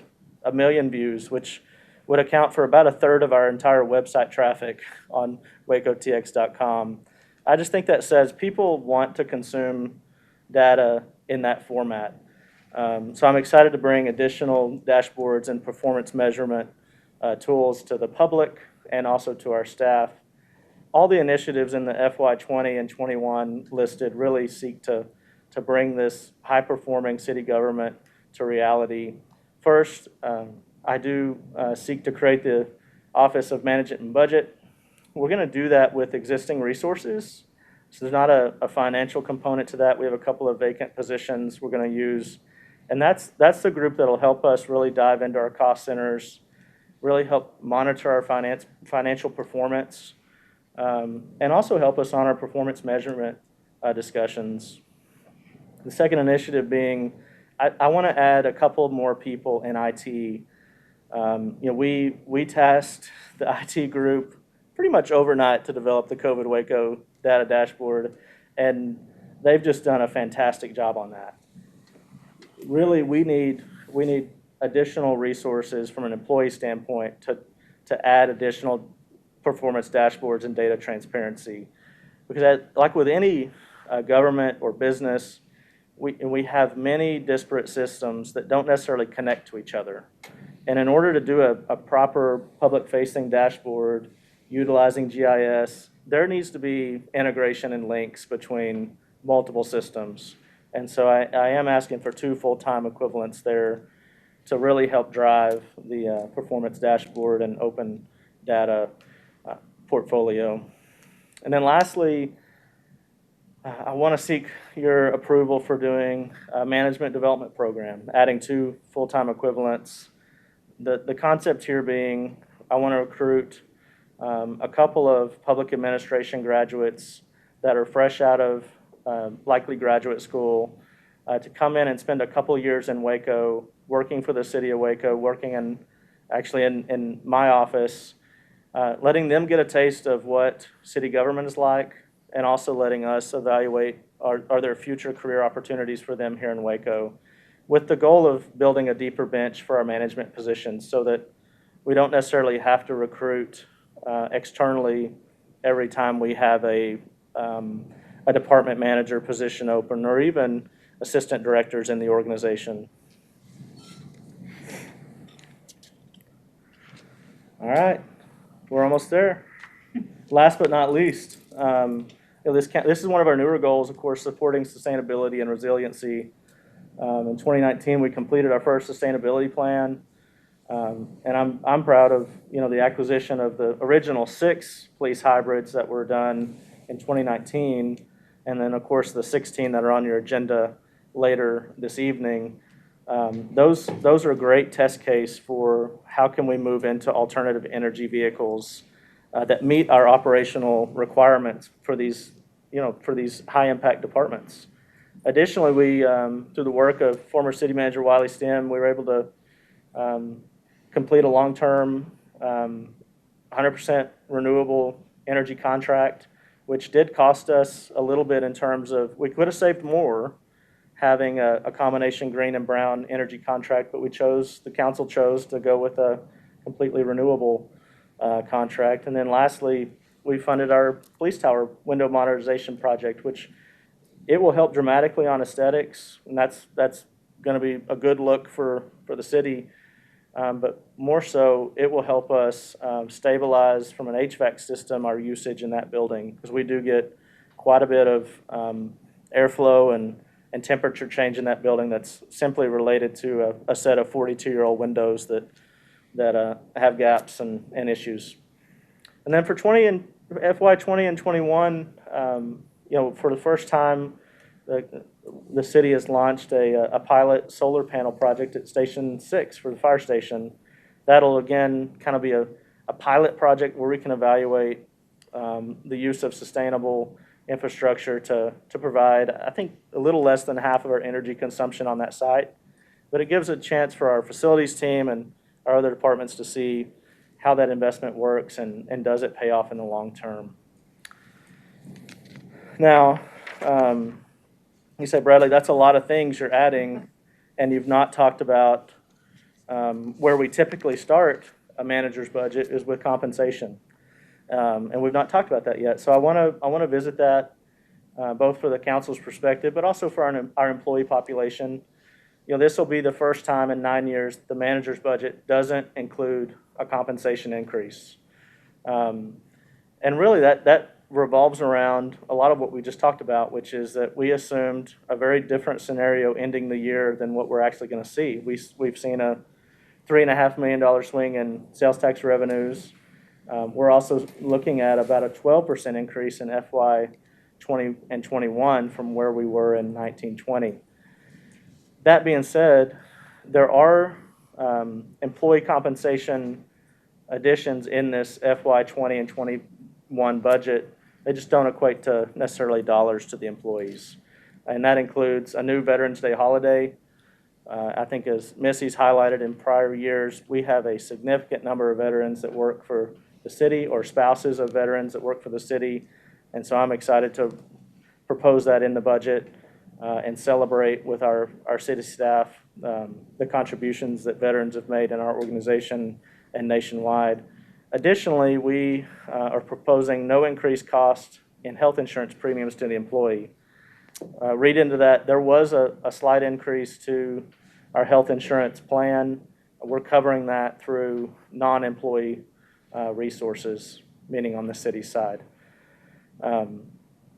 That's what we've included in the budget for FY 21 for the employees. I will say, as time goes by, I'll feel more comfortable talking more about this, but there is a chance that we could see an opportunity for a mid-year compensation adjustment. And in my mind, that happens if 2 or 3 of the things on this next list happen. One, first and foremost, is our sales tax revenues level off and start to moderately increase. And I know Paul Diaz is all over that monthly, and we'll be monitoring that over the course of the next several months. That would be kind of the first condition. Second condition would be, I'd like to really challenge our team to work and identify and lock in future expenditure savings or revenue growth or cost shifting to other funds and sources. I'd like us to kind of pull together and see if we can identify potential savings or cost shiftings there, because I really think that's going to be necessary down the road as we look at trying to revamp our infrastructure investments. This is kind of just the new normal for cities, in my opinion.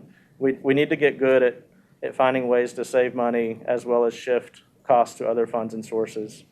And then finally, none of the budget that we've talked about so far today addresses the CARES Act funding that we've been notified of receipt for from the federal government through the Texas Department of Emergency Management. I think there is a potential that we could use that funding in a manner that creates some long-term savings for the general fund. And frankly, the city staff, the team needs additional time to really evaluate that and come up with a plan that serves the council's goals and could potentially help us in this conversation regarding a mid-year compensation adjustment. In all this, I did want to say, our team, the 1,500 plus individuals that really run this city, they've exhibited a great deal of courage, as well as just a sense of duty to serve our citizens in this time. And so I'm excited to look at the opportunity for a mid-year adjustment if a couple of these things turn the right way. So here's the summary sheet. Talks about each of the elements that are in the manager's proposed additions.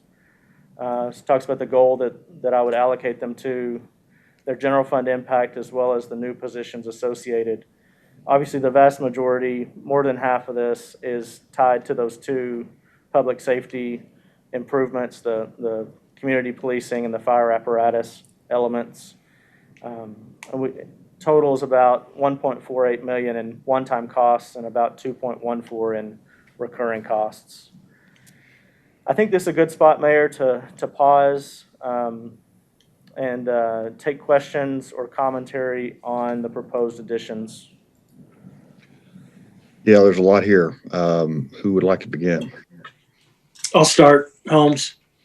I'm just kind of going through these one by one, just want a brief comment on each one.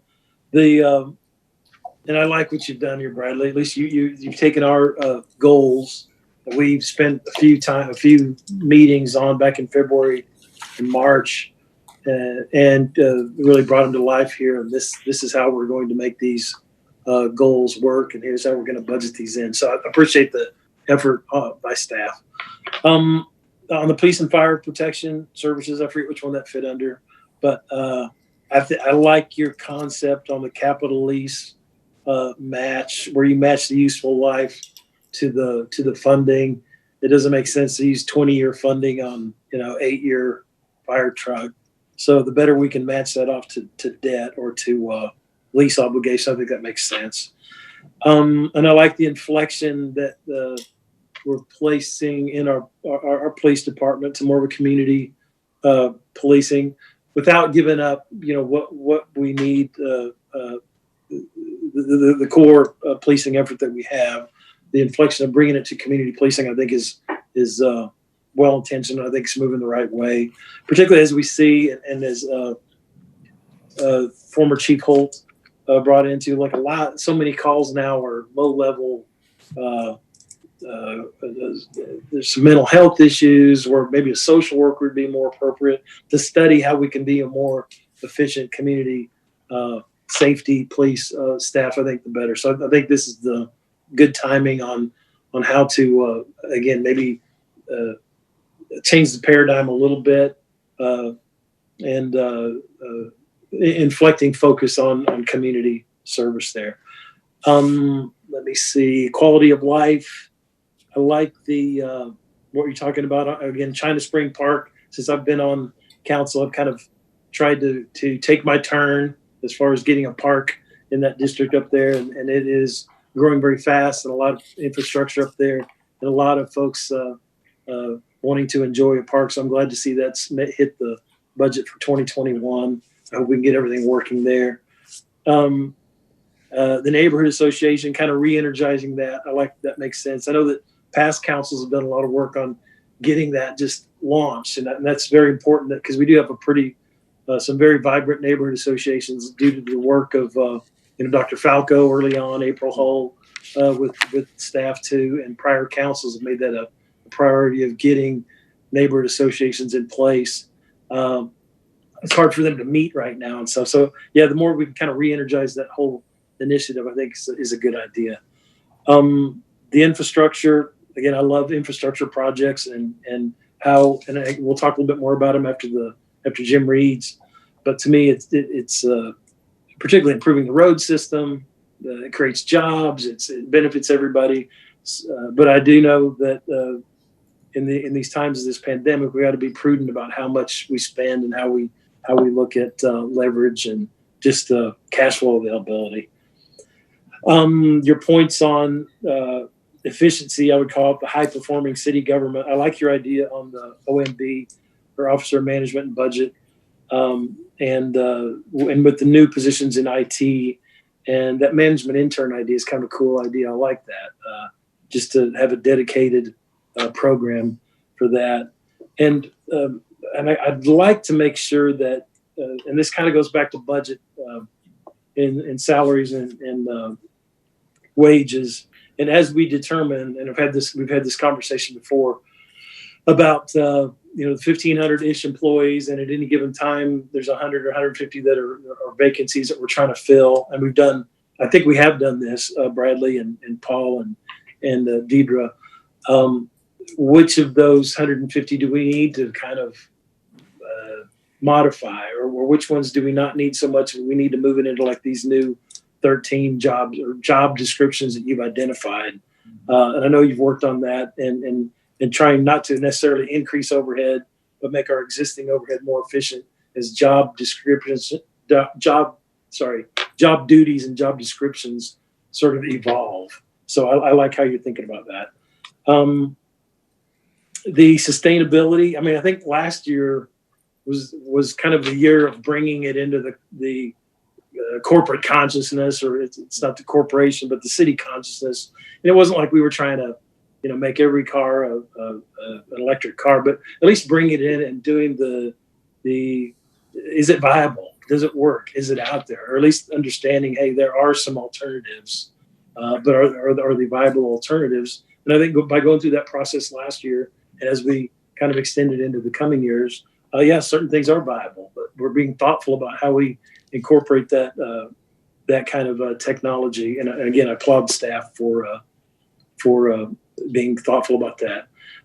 Again, and you're making some tough decisions, Bradley, and senior staff here on the compensation adjustments. And again, I think you're being very prudent as a council. You have my support on just these are tough times in the economy, and I think you're being responsible here. And this great city staff. It's the 4 years I've been on council here has been great, and just hang in there. I think the economy is going to turn around in general, and I think that we'll be able to pass on benefits. And I think it's important to look at it at mid-year too. Hopefully, we're on the other side of this whole pandemic, and we can look at this again. But anyway, Bradley, good job of bringing these priorities and how they fit into the overall general fund, and it's good process. Thanks. Thanks, Councilmember. I'll just say what Holmes said, only quicker.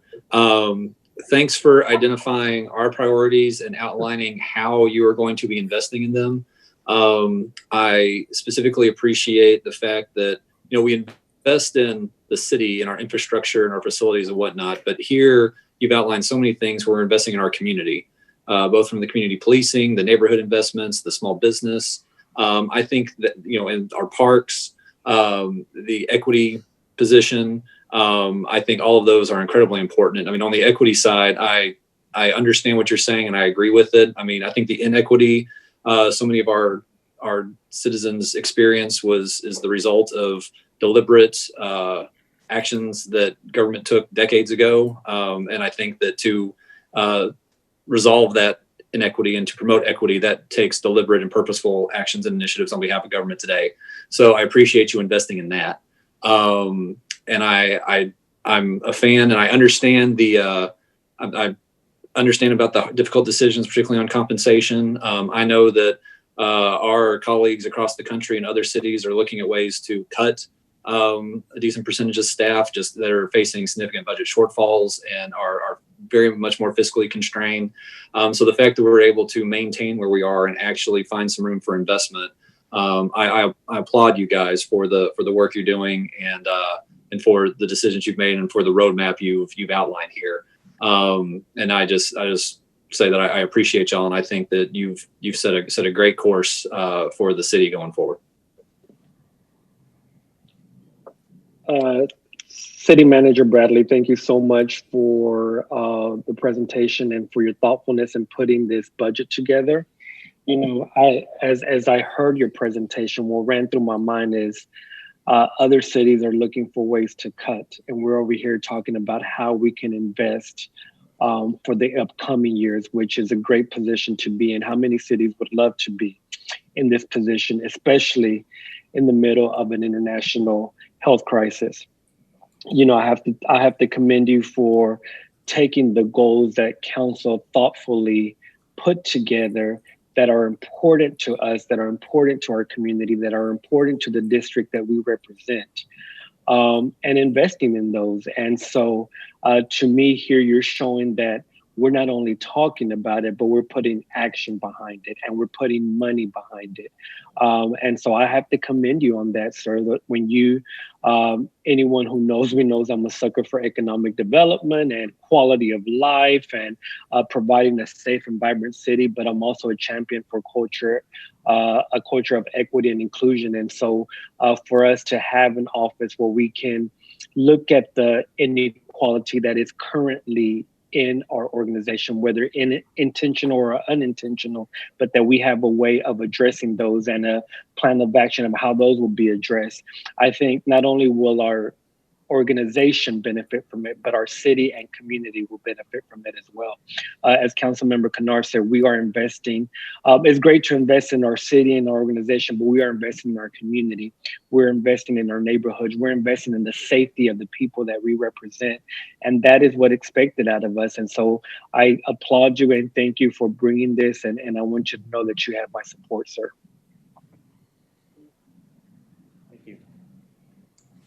I guess I'll jump in. Much like all of my colleagues, thank you for this. I think you'd be hard pressed to present this, even just this sort of spreadsheet right here to anyone and have them give you a hard amount of pushback. I think top to bottom, when you look at it, you know, we're facilitating economic development. We want people to stay in Waco and to choose Waco, and we have to prioritize keeping our economic opportunities in line with the amount of people we'd like to be here. We want equity in our, we want to create a culture of equity in our city, and we're going to put our money where our mouth is and pay a staff person to have that be their job every single day. We've got the community policing initiative, which to me is the easiest and most proven way to improve community and police relations and improve a genuine feeling of safety when you see a police officer in your neighborhood, because a lot of people, especially in Waco, when they see a police officer in the neighborhood, don't feel that. And this is a way to increase that. So I could not be happier about that in specific.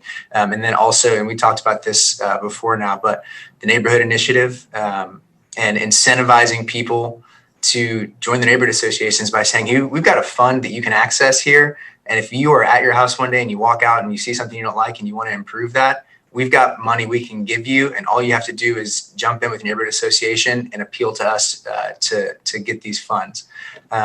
So this is all from top to bottom. It is so exciting, and it's just to piggyback on everything that's already been said, to be in a time where so many people are having to look at places to cut, and we're able to look and forecast forward for the next year and say, man, we've got funds to invest into our community. Because streets are necessary, and I think everyone would be happier with better streets here in Waco. But the community funding is, you get an innumerable benefit from that that you don't see and that you can't necessarily chart with a street index chart, but it lets you see it. I keep looking at the word vibrant city next to the community policing and fire apparatus replacement.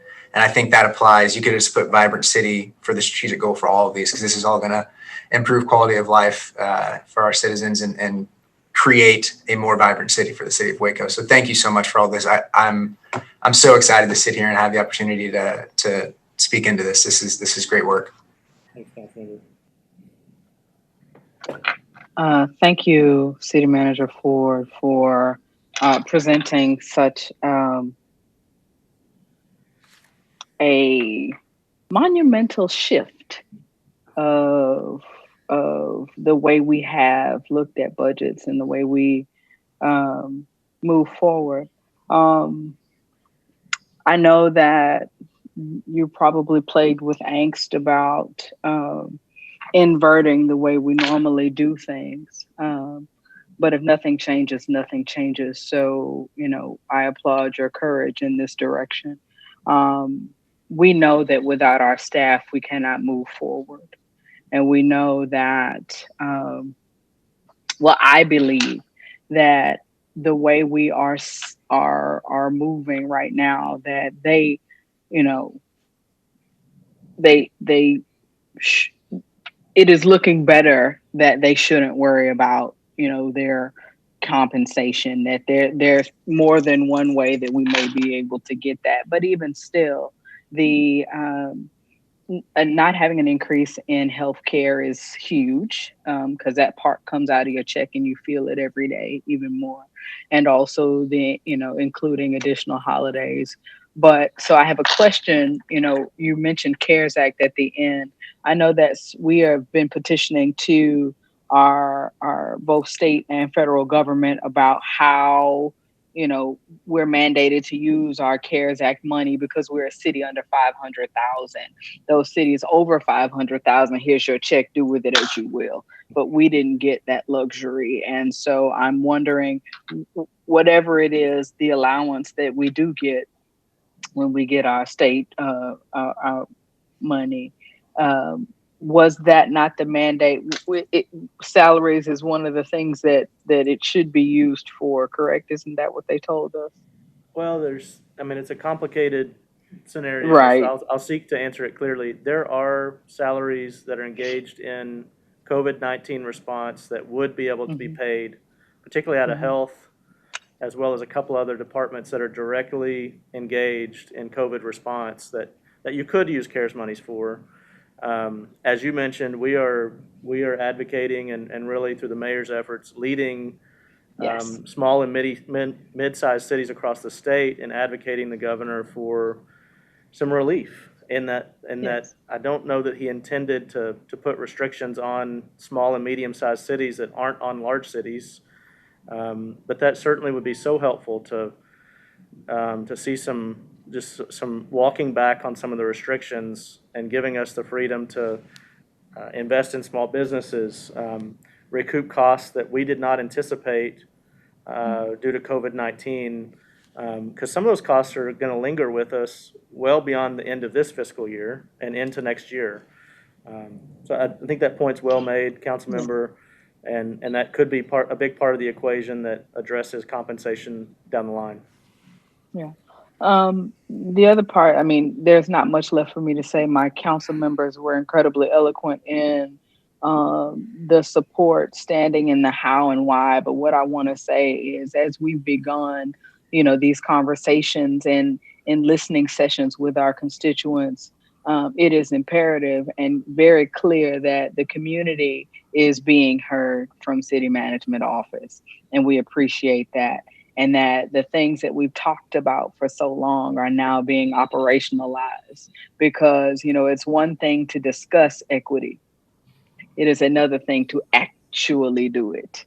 And, I know you and I have talked several times, as well as several members of staff and council, about, how, oh, this is a good idea. But if there's no one there to actually see it through, it is almost impossible, because you all do so much. So I appreciate the fact that, you've identified the need for that person. Of course, I'm going to applaud your efforts in increasing the need for community policing in this city, because it did work. It is proven that it worked. And so that you have found a way to see it happen again for the betterment and development of our community is imperative. We're always going to say advancing our apparatus and supplies needed for our public servants is pivotal. So doing that is important. I'm all a big fan of growing stuff. As you see, we want to make sure that our paths for young people and people wanting to come and stay and grow in our city are clear. So the management development program is brilliant in that, we grow them up and keep them here. And then there's a place for them that doesn't require, 20, 30 years in a department to get to a level, because we go about learning the process and getting there. We're going to always say kudos to sustainability and yay to solar, because that is it is imperative that our children's children have somewhere to be and live and love like we do. And we can't do that if we don't take heed to our footprint. Neighborhood vitality is key, because of the way we continue to grow and foster our community is at home. Our neighborhoods are home. It's where we are. So engaging them in a manner that would give them, empower them more, both the established neighborhood associations as well as the ones that want to exist, is key, because it's an ownership, and that means that's more folks who are dedicated to seeing and building and continuing our progress. And yeah, good luck. Thank you. It's and the small business initiatives we have seen, and you all turned on a dime for our small businesses, and we appreciate that work, and that it will continue on is incredible. And it not only encourages our small businesses, but creates an alignment between our business organizations together to work, remove our silos, and work together for the betterment of the small businesses within this community. So that's awesome. Thank you. Thank you, Councilmember. Bradley, I'll just say, John Kennard and I have seen the budget process evolve for the last 8 years and some 3 or 4 months now. It gets better every year. And former Mayor Malcolm Duncan Jr. pushed hard for more input early on in the budget process, and Wiley continued that. I think you've taken this to the next level. So you and your team, it's important to note that it is you and your team, and we really appreciate the work that y'all have done. And I really like the way you have laid this out around council's strategic goals. So thank you for all that. I know we've got one presentation left. Are we going to bump Jim again? Well, I've got one more slide to show you on outside agencies, and then I think I think we can keep Jim for the moment. Let's see how the outside agencies goes, Mayor. And because I know I really would like to, he provides a lot more additional feedback on the street CIP that I think you need. Right. So let me work through this real quickly. Every year we do have a conversation surrounding our commitments to outside agencies. These are groups that align well to our goals and objectives and do work on behalf of the city out in the community. So this year I've worked to create a recommendation for funding for each of those organizations. And the council will remember, we tend to like to keep the total level of funding around 1% of our general fund department expenditures. Last year we were at 1.07. This year when we sent out our call for projects from these agencies, that number went up to 1.31% requested. I have adjusted the recommendation based on how I would like to fund these organizations in keeping with the target of about 1%, which would, in the recommendation for funding at 1.4 million, would put us at about 1.04%. By department size, that would make outside agencies a little bit larger from a funding perspective than what we spend on very important things like municipal court, legal services, emergency management. So this is, while we say it's 1%, I do want to highlight it's a significant investment by the council in these organizations. In terms of change for the current year, I did recommended a bump for all 3 of our chambers. During COVID, Councilmember Bearfield kind of had a prelude to this. Those chambers really worked to break down their silos and really come together and support small businesses, no matter where or who those small businesses were. And they provided great leadership in our small business investment strategy. And so I do have recommended increases for those 3. We did also, Creative Waco and Greater Waco Sports Commission were prior funded partially or wholly through our hotel occupancy tax. in the current year they are. And as y'all are fully aware, hotel occupancy tax has seen a lot of pressure in terms of revenue decline. And some of that's going to stay with us for a little while. And so we've moved that funding over to the general fund in FY 20 and 21. I do have one organization that's anticipated for a reduced amount of funding. That's City Center Waco. They were funded at $234,000 last year. I'm recommending $164,000 for FY 20 and 21. The reason I have them down for a recommendation for a decrease is City Center Waco is a kind of a unique model when you look at it versus some of these other entities. They do have access to other resources in their PID, the Public Improvement District budget that could be obtained. And additionally, they have access to support key projects and initiatives in East Waco, on properties they own in East Waco. They could approach other funding entities for support, including the TIF, the Tax Increment Financing District. So as I looked at how to balance towards a 1% allocation, I felt like that was the agency that could sustain a decrease in the upcoming year. Obviously, I'll take input from you both today as well as over the next week or so if you'd like to provide any questions or need backup documentation on their applications for each of these organizations. But it is important I go ahead and let you know where I'm headed on outside agencies so that we can frankly begin putting the right numbers into the budget for next year. Thank you, Bradley. Any comments? Yeah, sorry.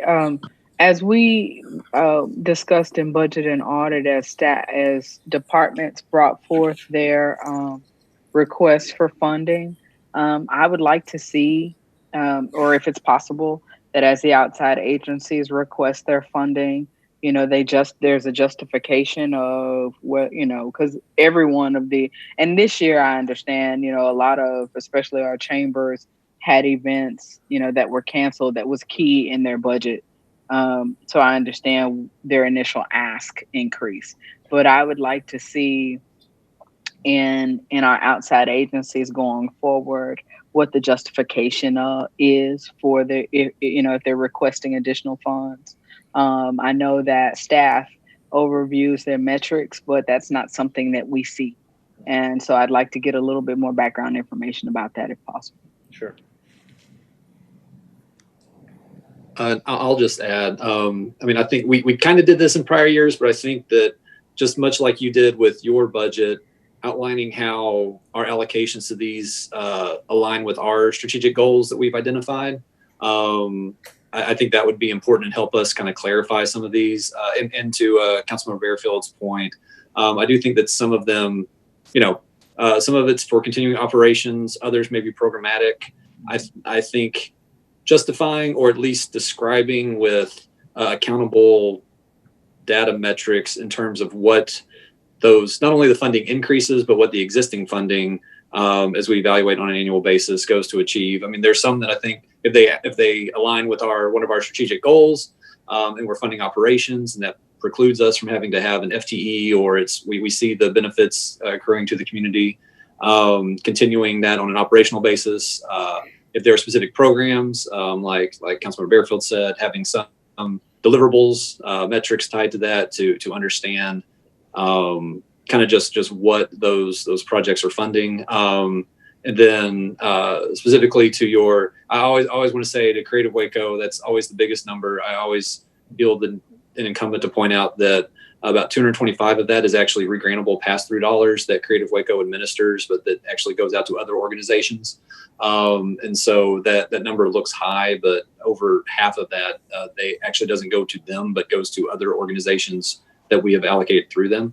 And then to your point, I agree with you with entities like City Center. If there are other outside resources that they can tap, I think that particularly when we know they're there, I'd like to see more effort on addressing those before they come to us for additional funding. So if there are other outside resources that we know are available there, I'd like to see some rationale to their ability to use those before we even allocate the amount that you have listed here. And then, and also to Prosper Waco, and this is my last one. I agree that keeping them static this year works. I remember, I think we had 440,000 still allocated in that pool that we have for programmatic policy stuff. I think that's good. I think there may be some things coming down the pike in the next few years to where that pool could be depleted rather quickly. So I think you've done a great job with this year's budget. I just encourage kind of going forward, if there are surpluses in places, maybe looking to re-up that programmatic identified fund a little bit that we have set aside for things that they might see as important initiatives for our community. But otherwise, I appreciate the thought that's gone into this. I think you've balanced the needs fairly well amongst the initiatives listed, and I appreciate the work. Thanks, Councilmember. This is Holmes, and just a couple quick comments here. I like the idea, and as we're moving towards that 1%, because I know when I first got on council, it was sort of, there wasn't really a benchmark. It was like whoever applied, we'll try to give them something. But I like the idea that we are being more thoughtful on how these outside agencies align, as John said, with our city objectives and council objectives. And I'd like them to know that, hey, there's a limit to what the city, and really what the taxpayers should all share in this too. The taxpayers are contributing to these initiatives and these outside agencies. I want to echo what Mayor Pro Tem Bearfield mentioned about the chambers, and it's been my honor really to serve with the three chamber heads in the Business and Individual Recovery Task Force, and John Bible, Alfred Solano, and Matt Metters working together in a collegial fashion. It's just been great, and we've tackled some big issues, and we continue to meet weekly. And having those three guys, being on a team with those three guys has been fantastic. And I'm happy to see one of my objectives is how do the chambers work together in an initiative. And unfortunately, the pandemic has maybe kind of forced us to do it, but I think there's a lot of synergies that we're seeing there. And the last thing I'll mention is just the EDs at these, the executive directors on some of these. We've got some outstanding leadership here in Waco. When you talk about, Fiona Bond, you talk about the chamber heads, and I'm just proud of where Waco is in our leadership in the city right now. Thanks. Thank you, Councilmember.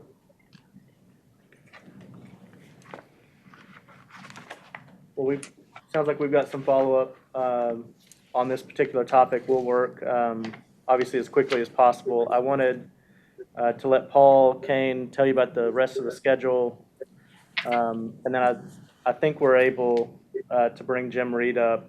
He's got about a 7 to 10 minute presentation, Mayor, after that. So Paul, will you walk us through the schedule? Sure. Real quick, Mayor and Council, just wanted to, if you can minimize that for me. Sorry. Thank you. Appreciate it. This is our next step coming up in the process, and again, this is very similar to what you've seen before. August 4th, of course, will be our presentation of the budget. We'll file that the Friday before with the city secretary, and then our path forward, predicated on receiving a certified roll by the 31st. We'll keep with that those dates there. We anticipate that certified roll is going to be late because we're going to get an estimate on the 25th. So we'll be working with our legal team and budget office to finalize the calendar going forward to make sure that we hit all of the new benchmarks and clear the hurdles that SB2 has laid out before us. Good. And that is the end of our presentation. Thank you, Paul. All right, Mayor. I think we're going to work. Thank you, Paul and Isaiah, for your work. Yes, thank you both. I think we're going to try and get Jim up for the next presentation, unless y'all need a break, Mayor. I think we ought to try to get him in if we can. We had to push him last time. All right. So Jim Reed, of course, everybody knows Jim, our Streets Division Manager, will be working us through an update and discussion of the Better Streets Waco program. Jim, thanks for joining us.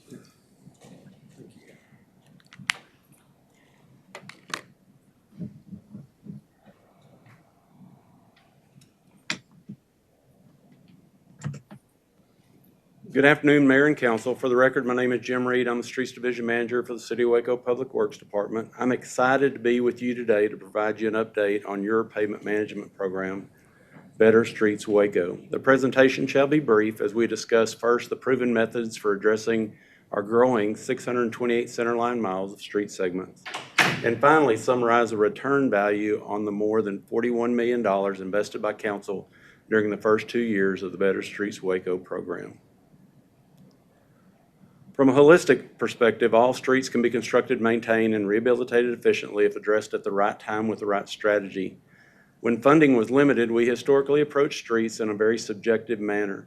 That included simple concepts such as manpower-driven visual surveys of all streets, addressing the worst street first philosophy, not really creating a real form of forecasting or modeling of best value, utilizing only historical work practices with little research on new concepts, and reacting only to special requests with no understanding of impact to the overall street network. To achieve the goal of building and maintaining a cost-effective, reliable street network, we have created a sustainability model under the Better Streets Waco program that includes maintaining live reporting of the current pavement condition ratings for all streets, empowered decision-making using such analytic programs such as Cartograph and GIS, creating forecasting models that predict how funding can enhance our overall network, all of these supported by systematic approaches such as preserving those streets that are in good condition, researching best values with local professionals and market representatives, and minimizing material removal and capturing opportunities to reuse or recycle materials in the field. And last, broadening our strategies with sound research. In general, there are several methods available to correct pavement deterioration. These include preservation or routine maintenance, which is your crack seal, slurry seal, surface treatment, and non-structural thin overlays. Rehabilitation, also known as mill and structural overlays. Then reconstruction, commonly described as in-place recycling or full-depth reconstruction. Pavement management methods and techniques include any strategy used to prolong pavement life by slowing the deterioration rate. Success of any treatment is directly tied to timing, type, and quality of the work performed. The Better Streets Waco program recognizes the following strategies and predicted costs by square yard across the market. Crack sealing, patching, low cost, great return strategy generally addressed by our in-house staff. Slurry seal, chip seal, cape seal, typical preservation strategies on low volume local roads. Microsurfacing, a treatment that is usually recently used on the streets Austin and 11. Then we get into the more structural type components, thin lift overlay. It's a more expensive preservation type strategy, but it gives us a very durable option, but it is a higher cost product. Mill and overlay, a preferred best value when we come to strategies based on cost. And lastly, reclamation, the most expensive of all strategy, but it does provide more than a 20-year life cycle return.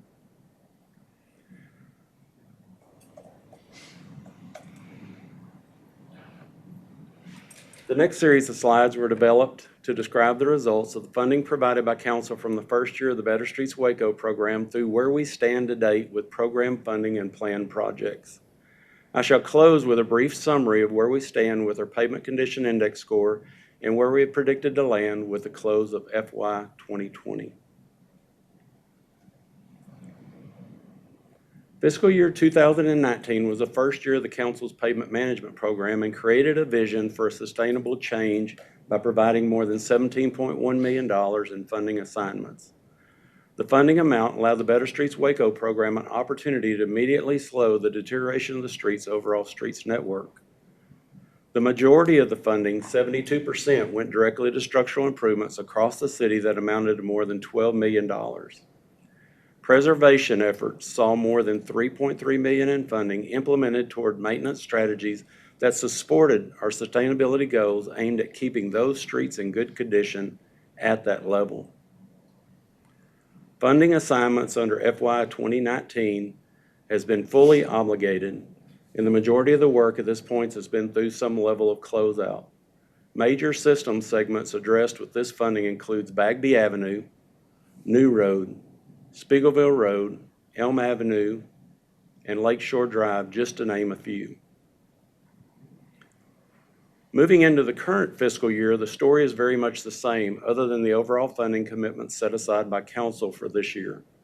The Better Streets Waco program received more than $25.2 million in funding for FY 2020. Overall, the strategy of work trended to be similar, but more miles of structural improvement were able to be addressed. The number of plan packages prepared during FY 2020 compared to the previous year has been challenging, but the response by our in-house design team and supported by our consultants has been nothing less than impressive. With more than 10 projects under construction with FY 20 funding, we still have a lot of work forthcoming that shall capture the attention of the construction market. Prior to the end of this calendar year, we shall see construction occurring on such major street segments as Washington Avenue, Texas Central Parkway, and Dutton Avenue. All projects strategically planned as options to enhance our transportation system and foster the network value of our growing city. Based on this slide, you might recall when we first came to council, the city's overall network of streets in April 2016, we're looking at a PCI score of 51.4 that was steadily deteriorating by 3 to 5 points per year. During the first year of the council's pavement management program, my office reported on March 1st, 2019, a new live report of 45.5. Recent live reporting indicates a turning of the curve to a positive value of 47.4. This upward trend is projected to reach 50.6 using the prediction models created through our software program, Cartograph. The performance details provided on this slide demonstrates the overall positive accomplishments of our pavement program with the guidance of council and city management.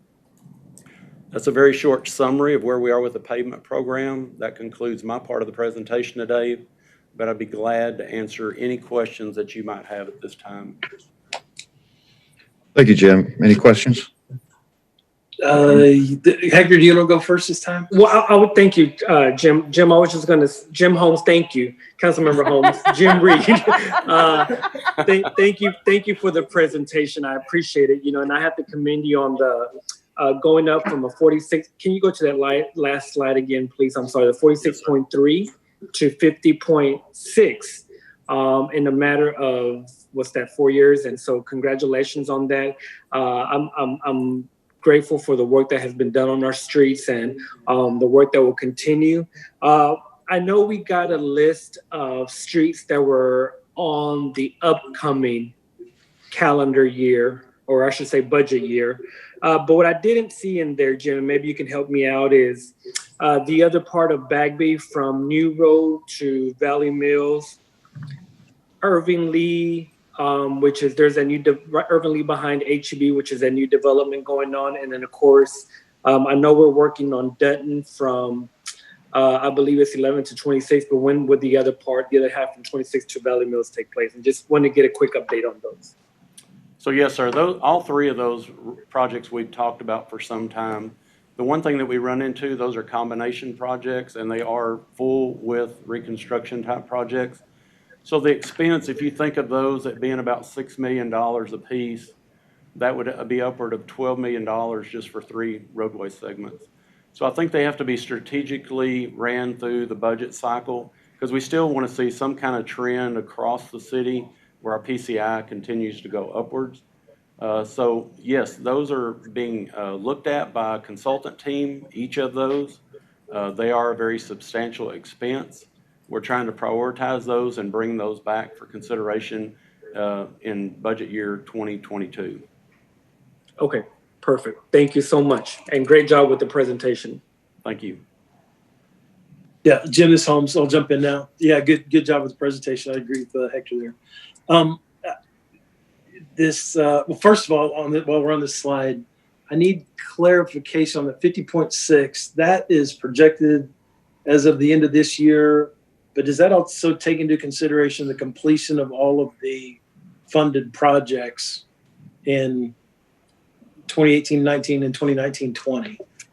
What that takes Yes, sir. I'm sorry to interrupt you, but what that takes into consideration is that takes into anything that has an obligated purchase order that project is moving forward. So a good example, it does take into account Fifth Street because we have an obligated PO that pushes into that program and pulls that through as a value. Where we think that the balancing of that is that we have projects like Ritchie Road, Chimney Hill, that were done under previous year's funding that we're now getting credit for those. We did not get credit for those when you look at the chart, like at 45.5 or any of those numbers prior to that, even though it was funded with the FY19 money. So what you're doing, you're getting a balance of projects coming to close that were programmed between 18 and 19, and now you're getting credit for those between 19 and 20. Fifth Street, we will get credit for that in next year's program, but I think there's a balancing of projects between years where you get that credit. And examples of those, if I could go back to, see if I can see this. And I'm not able to see this real well, but a lot of these projects that you see in green, those are projects that we are going to bid in the months of August, September, and October. And we will get credit for those in the next year's balance of PCI. So even though they're funded partially from FY20, you're actually going to see the credit for those given in FY21. Well, so that goes to my question, Jim. If these projects that we've already funded would be completed, what does that take our PCI to? I mean, that's my core question, because we've got almost in the last 2 years, 17 plus 25, 42 million of funding. With the council's objective was to increase that PCI. So once those are all fully, the jobs are done, the roads are out there, can you come up with what that PCI would look like? I guess assuming that everything else, like maybe there's too many variables in there. I guess my thought was, as we funded those, the PCI would go up even higher. What we could do with our prediction modeling and cartograph, we could take the remaining $14 million that you see there on the screen. We could combine that with what our projected value would be for FY21, and then show you what that projected value would be at the end of FY21. We could definitely do that type of modeling. Okay, good. And the other thing that I just want to talk about is this is important, and the council got into this a few years ago, just because our PCI was down in the 40s or even lower than that. And infrastructure to me is as I said before, improving all these road systems. It benefits all the citizens, creates jobs. I think there's a rule of thumb: 20 to 25 jobs per million spent. So that's roughly 400 to 500 jobs that we're putting back into the market here. And ultimately, we're trying to improve the pavement condition index. So I like the pavement program. Been a big fan of it ever since we kind of launched this. I do understand that maybe this year we need to tap the brakes, if you will, given the situation that we're in with the pandemic. Make a tactical assessment and a strategic adjustment here. Because I think at one point we had 35 million across the board for the next 5 or 6 years, and I think we'll clearly have to pull back from that. I want to keep this progress that we're seeing on this chart of moving towards that 70.0 was our goal for the pavement condition index, and I don't want to see a slip from that. And if this is kind of the budget that it takes, I'm in favor of trying to figure out how to make this work at the 20 million-ish level is what we're talking about, right? 2.5 million cash and 17.5 bonded, if I'm reading the information correctly. Yes, sir. That's my understanding. One thing I would ask you to keep in mind, the 35 million that we projected over 10 years to get us to a value of 70, those last 5 years of that 10-year projected window would be reclamation type projects, very, very expensive projects. Mm-hmm. So you're not doing as many road miles in those last 5 years. Right now, our network as a whole is about 40% of reclamation type projects, which means it's a combination of reclamation and a matching dollar of utilities. So that's where the complexity comes into the future. we're taking care of our, like we project, good roads, take care of those first. But then as we roll into year, say, 5, 6, 7, 8 of the pavement program, we really need to be strategic in how we address those more seriously damaged roads. They've got a lot of structural issues. But with that comes the fact that you have to repair the utilities underneath them so we don't have a major blowout and it affects our brand new roadway that we constructed. So it's something we'll keep coming to management and council and asking for opinion, but we are studying that very closely now to see when those reclamation projects will be the bulk of our budget. Next year's budget, the bulk of anything that's bonded will be a mill and overlay. But eventually we run out of those preservation and mill and overlay type projects, and we've got to dive into these more seriously damaged roadways over a period of time. Thanks, Jim. Good report. I'll be brief. I just want to point out on this slide that's been in front of us that it took 2+ years of consistent investment to begin before you started seeing the progress. And so going forward, just making sure, the $20 million we're putting in this year, it takes a couple of years before you see both the investment, the benefits of the investment you put in, and also the negative impacts for when that investment doesn't happen. So it's not something immediate, but it does take time. And so only to that, Jim does amazing work. I appreciate everything he has said, the strategy and the innovativeness he has employed. He is a grant guru and has brought, you see what you have here, but he's brought significantly other dollars outside to do so many great infrastructure projects. And if this is my last budget I get to vote on, but I'll just say, if you give the guy money, he's going to do great things with it. So I appreciate all that you're doing, and keep up the amazing work. We can't see it, but I'm smiling.